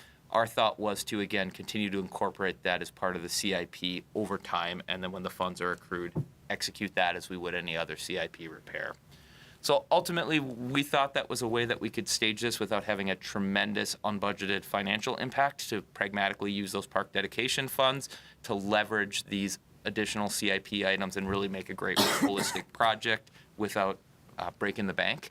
And so what we're seeking today is any feedback on the proposed project plan and funding strategy, and if appropriate, a motion of okaying the use of the park dedication funds as outlined. There's a lot of words. I went long. So I think we can manage it. I will stand for questions. All right. Thank you for the presentation and all the work that's been going on with the neighbors up to this point. Questions from the council? Councilmember Schroeder. Yes, thank you for the presentation. And my understanding is our park dedication fund is quite healthy at this point. And I also know that we have very specific uses for that, and this is one of them. So I am very much in favor of using that healthy fund to do this project, because that's the best place to spend that money, is to make a park up to date, and and we want to make sure that safety and green space and all of that is part of this. And I think it's a good idea to do it that way. So thank you. Other questions, comments? Councilmember Bauer. In the wild planting, which you now have labeled as the pollinators, do you imagine those as areas kids can walk into, or are they going to be segregated up, like they can actually immerse themselves into it? I think conceptually, yes. We would, again, this is a high-level concept plan, so our plan would actually be to utilize Zoe Olson, our natural resources supervisor, as well as some of our natural resource volunteers to sort of in-house design something that can work. Our plan right now would be for it to surround that pathway so you can walk through it, but I'm sensing you're wondering about bee stings. Is that the nexus? No. I get that question more than you'd think. Our pollinator's a good thing with bee stings. So, but I think that idea is for it to be an immersive experience when you walk through that north side. Yes. Okay, thank you. All right, other questions, feedback? Councilmember Groff. Thanks for the report. I think it's great. I guess the only thing I like the idea of the pathway. I like the idea of, I know the park is used a lot. I've been at different meetings at that building, and when I'm there, I'm always surprised at how much activity is going on in the park. All of our parks are used, but that one seems to be used probably the most of any per square foot. The one question I had is, you mentioned the University of Northwestern, and I know this might be a question for our city manager. At one time, they were furnishing us with some funds per year for use of whatever, I don't know how it was described, facilities and whatever. Is that still continuing, and are we still asking for it, or? Councilmember Groff, so what you were referring to is an agreement we had, which is a pilot payment in lieu of taxes. Yes. And we had negotiated that for a 10-year period that expired, I think, a couple of years ago. I did approach them again, and they were not interested. Of course, it has to be voluntary. And just for reference, the pilot really kind of covered estimated costs for police and fire and road, things not really about park use or other things. So it was very limited in scope, and it was limited in time as well. Okay, thanks. Councilmember Strong. Just in follow-up with that, would we consider maybe reaching out to them if they're not interested in paying for police and fire? Maybe they'd be willing to sponsor some upgraded amenity to this park if it's heavily used. It's very close to where the school is, and maybe they'd be willing to sponsor something that maybe the college students find particularly of interest. I'm not sure what that would be. Like the Gaga ball pit? Yeah, I was just going to say. We're- Second Gaga. Gaga pit, yes. I'm never unwilling to make a call. So I think sometimes it is just a matter of picking up the phone in those situations, and I think that's an interesting concept because we do know that a lot of their students really enjoy that park, and we want to preserve their residents too. So, Yeah, yep. or even if we, maybe they'd be considered, be interested in helping expand the pump park or something, something else that would just, it calls attention to them as a good neighbor, and I don't think they would mind some positive publicity on that too. It's a great idea. All right, other questions, comments? I did have just a question in terms of because it is a heavily used park, Is it adequately parked in the sense of the south lot and the streets? Sometimes I imagine there can be fairly well-attended meetings or events in the building that can stress the parking, but I don't know if that's something that needs to be a consideration as we look at this park into the future. Has that been a comment from the neighbors about excess parking, for instance, along those streets or anything like that? It was talked about as a consideration, not necessarily something where there was a lot of appetite for sacrificing green space for. So again, the north lot we don't see a ton of use in right now, except for those very, very peak times. And we'd sort of floated, what do you want to do? And they said, oh, you want to leave that and improve that. So I think that's thought of as sort of one anecdote. We're seeing this in a lot of our parks where as they become busier and we are unable to sacrifice green space for more parking, neighborhood parking is becoming more and more common. And I think that's a change for neighborhoods. But unlike some of the other sites we've been, we didn't hear a lot of sort of outcry about it. It was just a thing that happens more so than you got to fix it. So it certainly gets busy, and we see that and we say that's great. People are using our parks, but we didn't hear real urgency to try to address it. Okay, no, that's helpful to understand. Yep. Thank you. Any other questions? Is there anyone from the public who wishes to speak to this item this evening? And I only chuckle because we're kind of a lonely crew in the building this evening. Doesn't appear to be the case. We have the request before us, which is, first of all, I think, to address the specific plans as they've been outlined, but then also to provide a sense of support for the park dedication projects as well. I would move to proceed with the recommended plan and then to use the park dedication funds to implement it. Second. All right, it's been moved by Councilmember Schroeder, seconded by Councilmember Groff.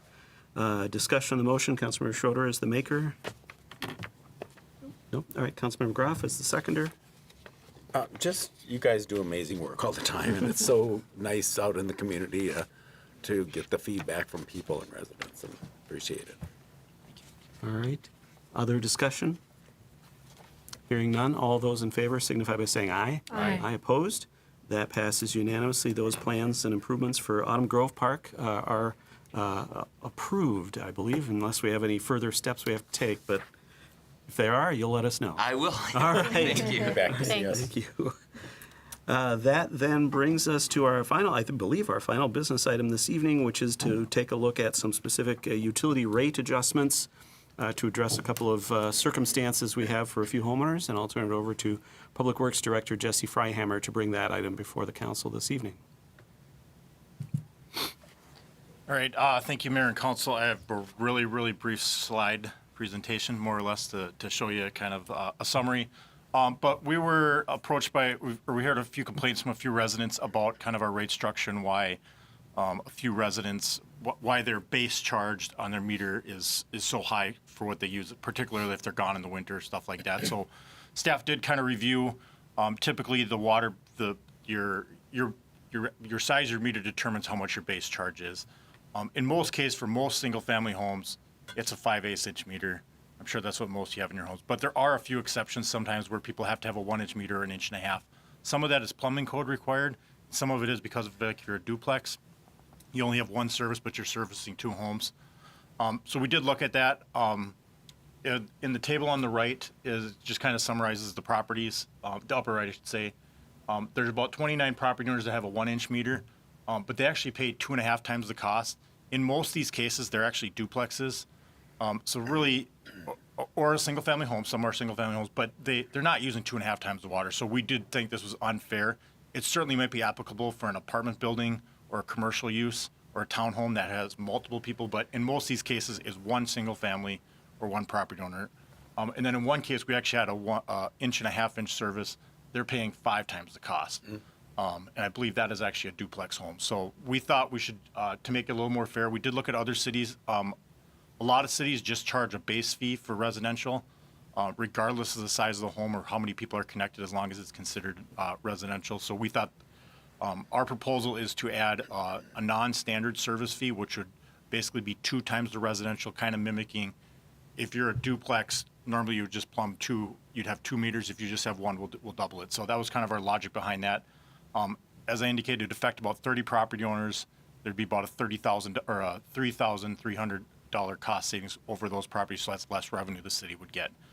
But that's the only change that we're proposing to make at this time, and then we would go into effect with the next building cycle. So with that, we'd request council consider a motion to approve a resolution approving adjustment to the utility rates as presented. So with that, I can answer any questions the council may have.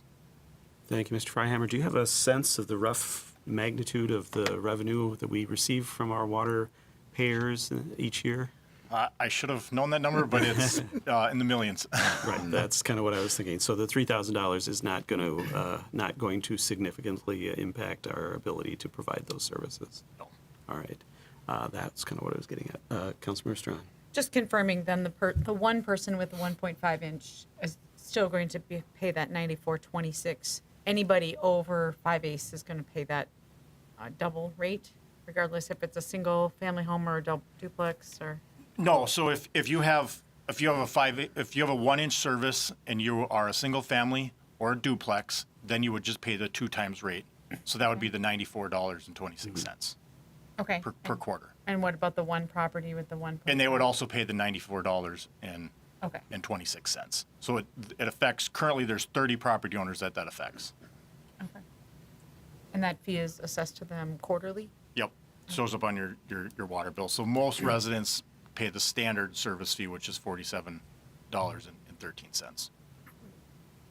All right. Other questions? I do want to provide an opportunity if there is anyone from the public who wish to speak to this proposed change. Feel free to come on up to the table, introduce yourself, and make your comment or ask your question. Okay, well, I'm glad to see Jesse here. I'm the person that's paying 5 times the amount of a single family. We built a duplex in 2 years ago, and I thought, boy, we've really got high water bills. And if you could introduce yourself. Oh, yeah, so we know. okay. I'm Jim Knutson. I live at 841 Brenner Avenue. Thank you, Jim. Okay. And so it was only when we got a bill that broke out the reason for the very large bills that I realized why we were paying so much. So I appreciate Jesse putting this together, and like I say, we're the one that's gonna save $565 per year, and so we've been paying that excess for a couple years now. So it'll be a relief not to be paying that anymore. So just to be clear, you are in support of the change. I absolutely support it. All right. Thank you.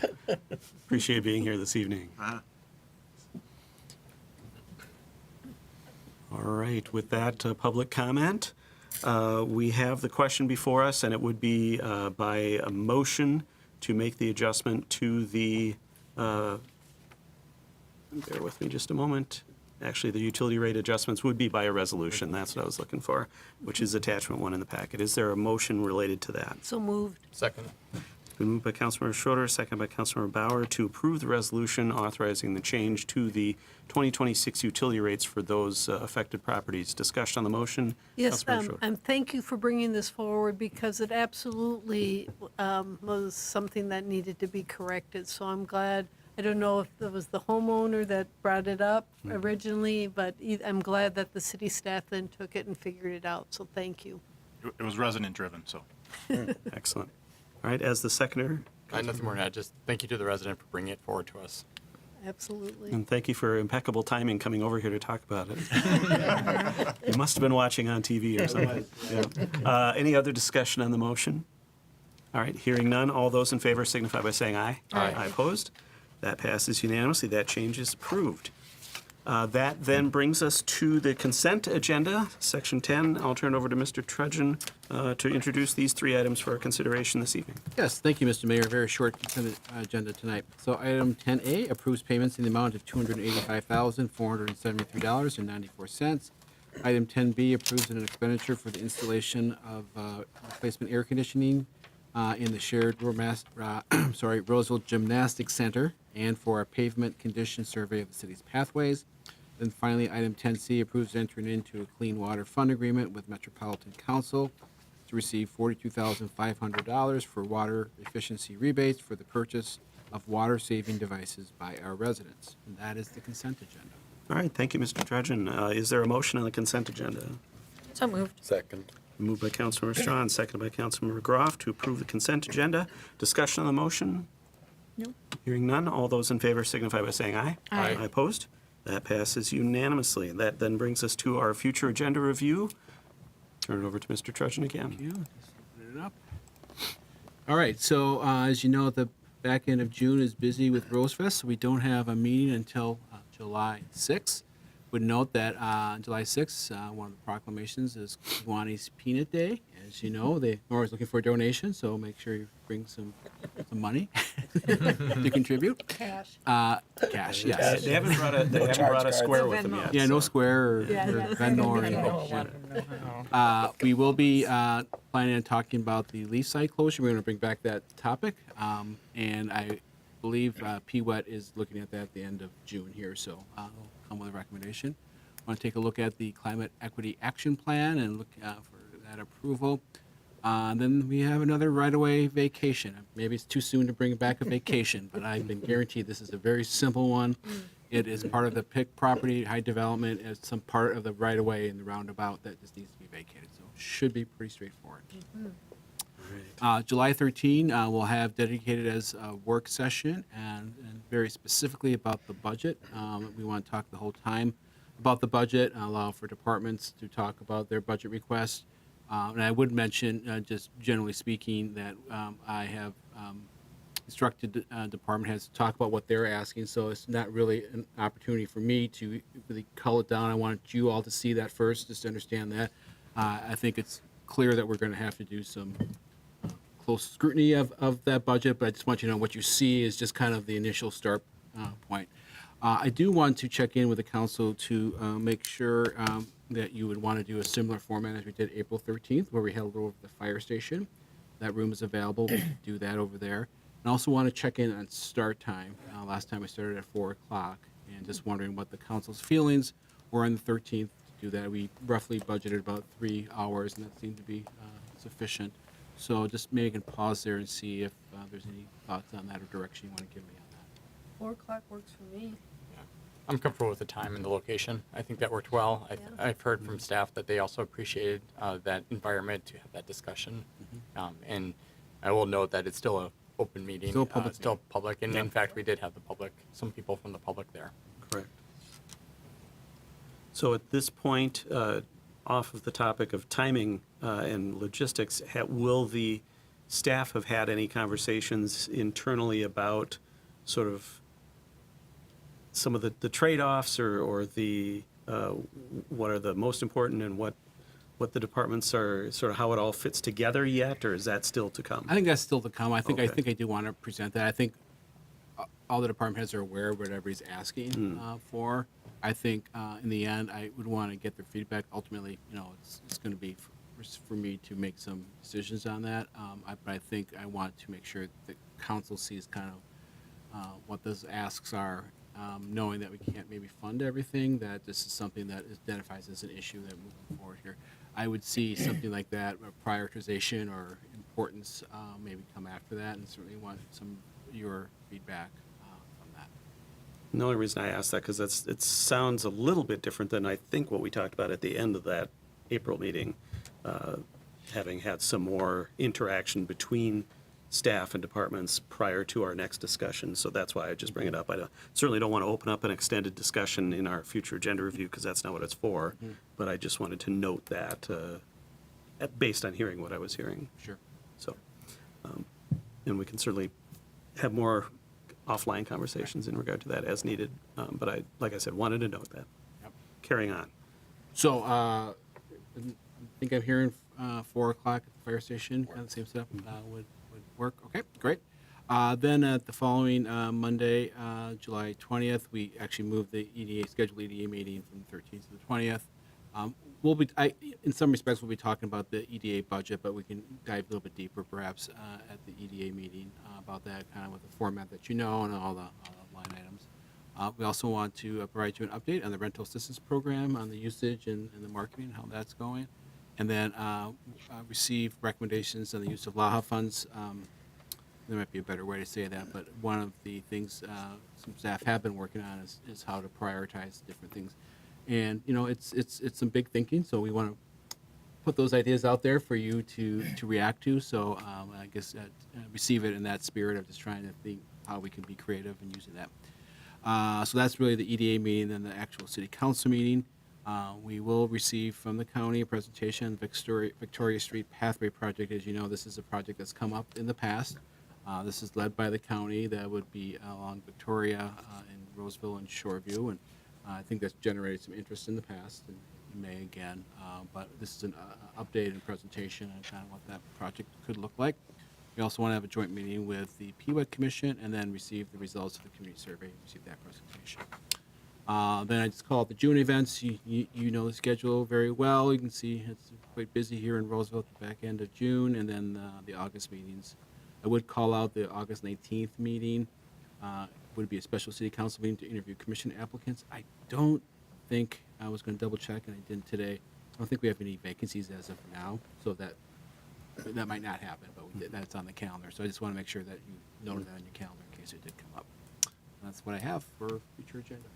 All right. Thank you, Mr. Trudgeon. Questions to the city manager on a future agenda review or council member initiated items for future agendas? Council reports or announcements? Very nice Juneteenth on Saturday. It was well attended and beautiful weather and a nice program. Very nice, yep. Anything else from council members? Otherwise, if not, the only other item on our agenda would be a motion to adjourn. So moved. Second. Been moved by Councilmember Groff, seconded by Councilmember Schroeder. Discussion on that motion? There is no discussion on that motion. All those in favor signify by saying aye. Aye. Aye opposed? That passes unanimously, and we are adjourned at 9:08 p.m. Thank you, everyone.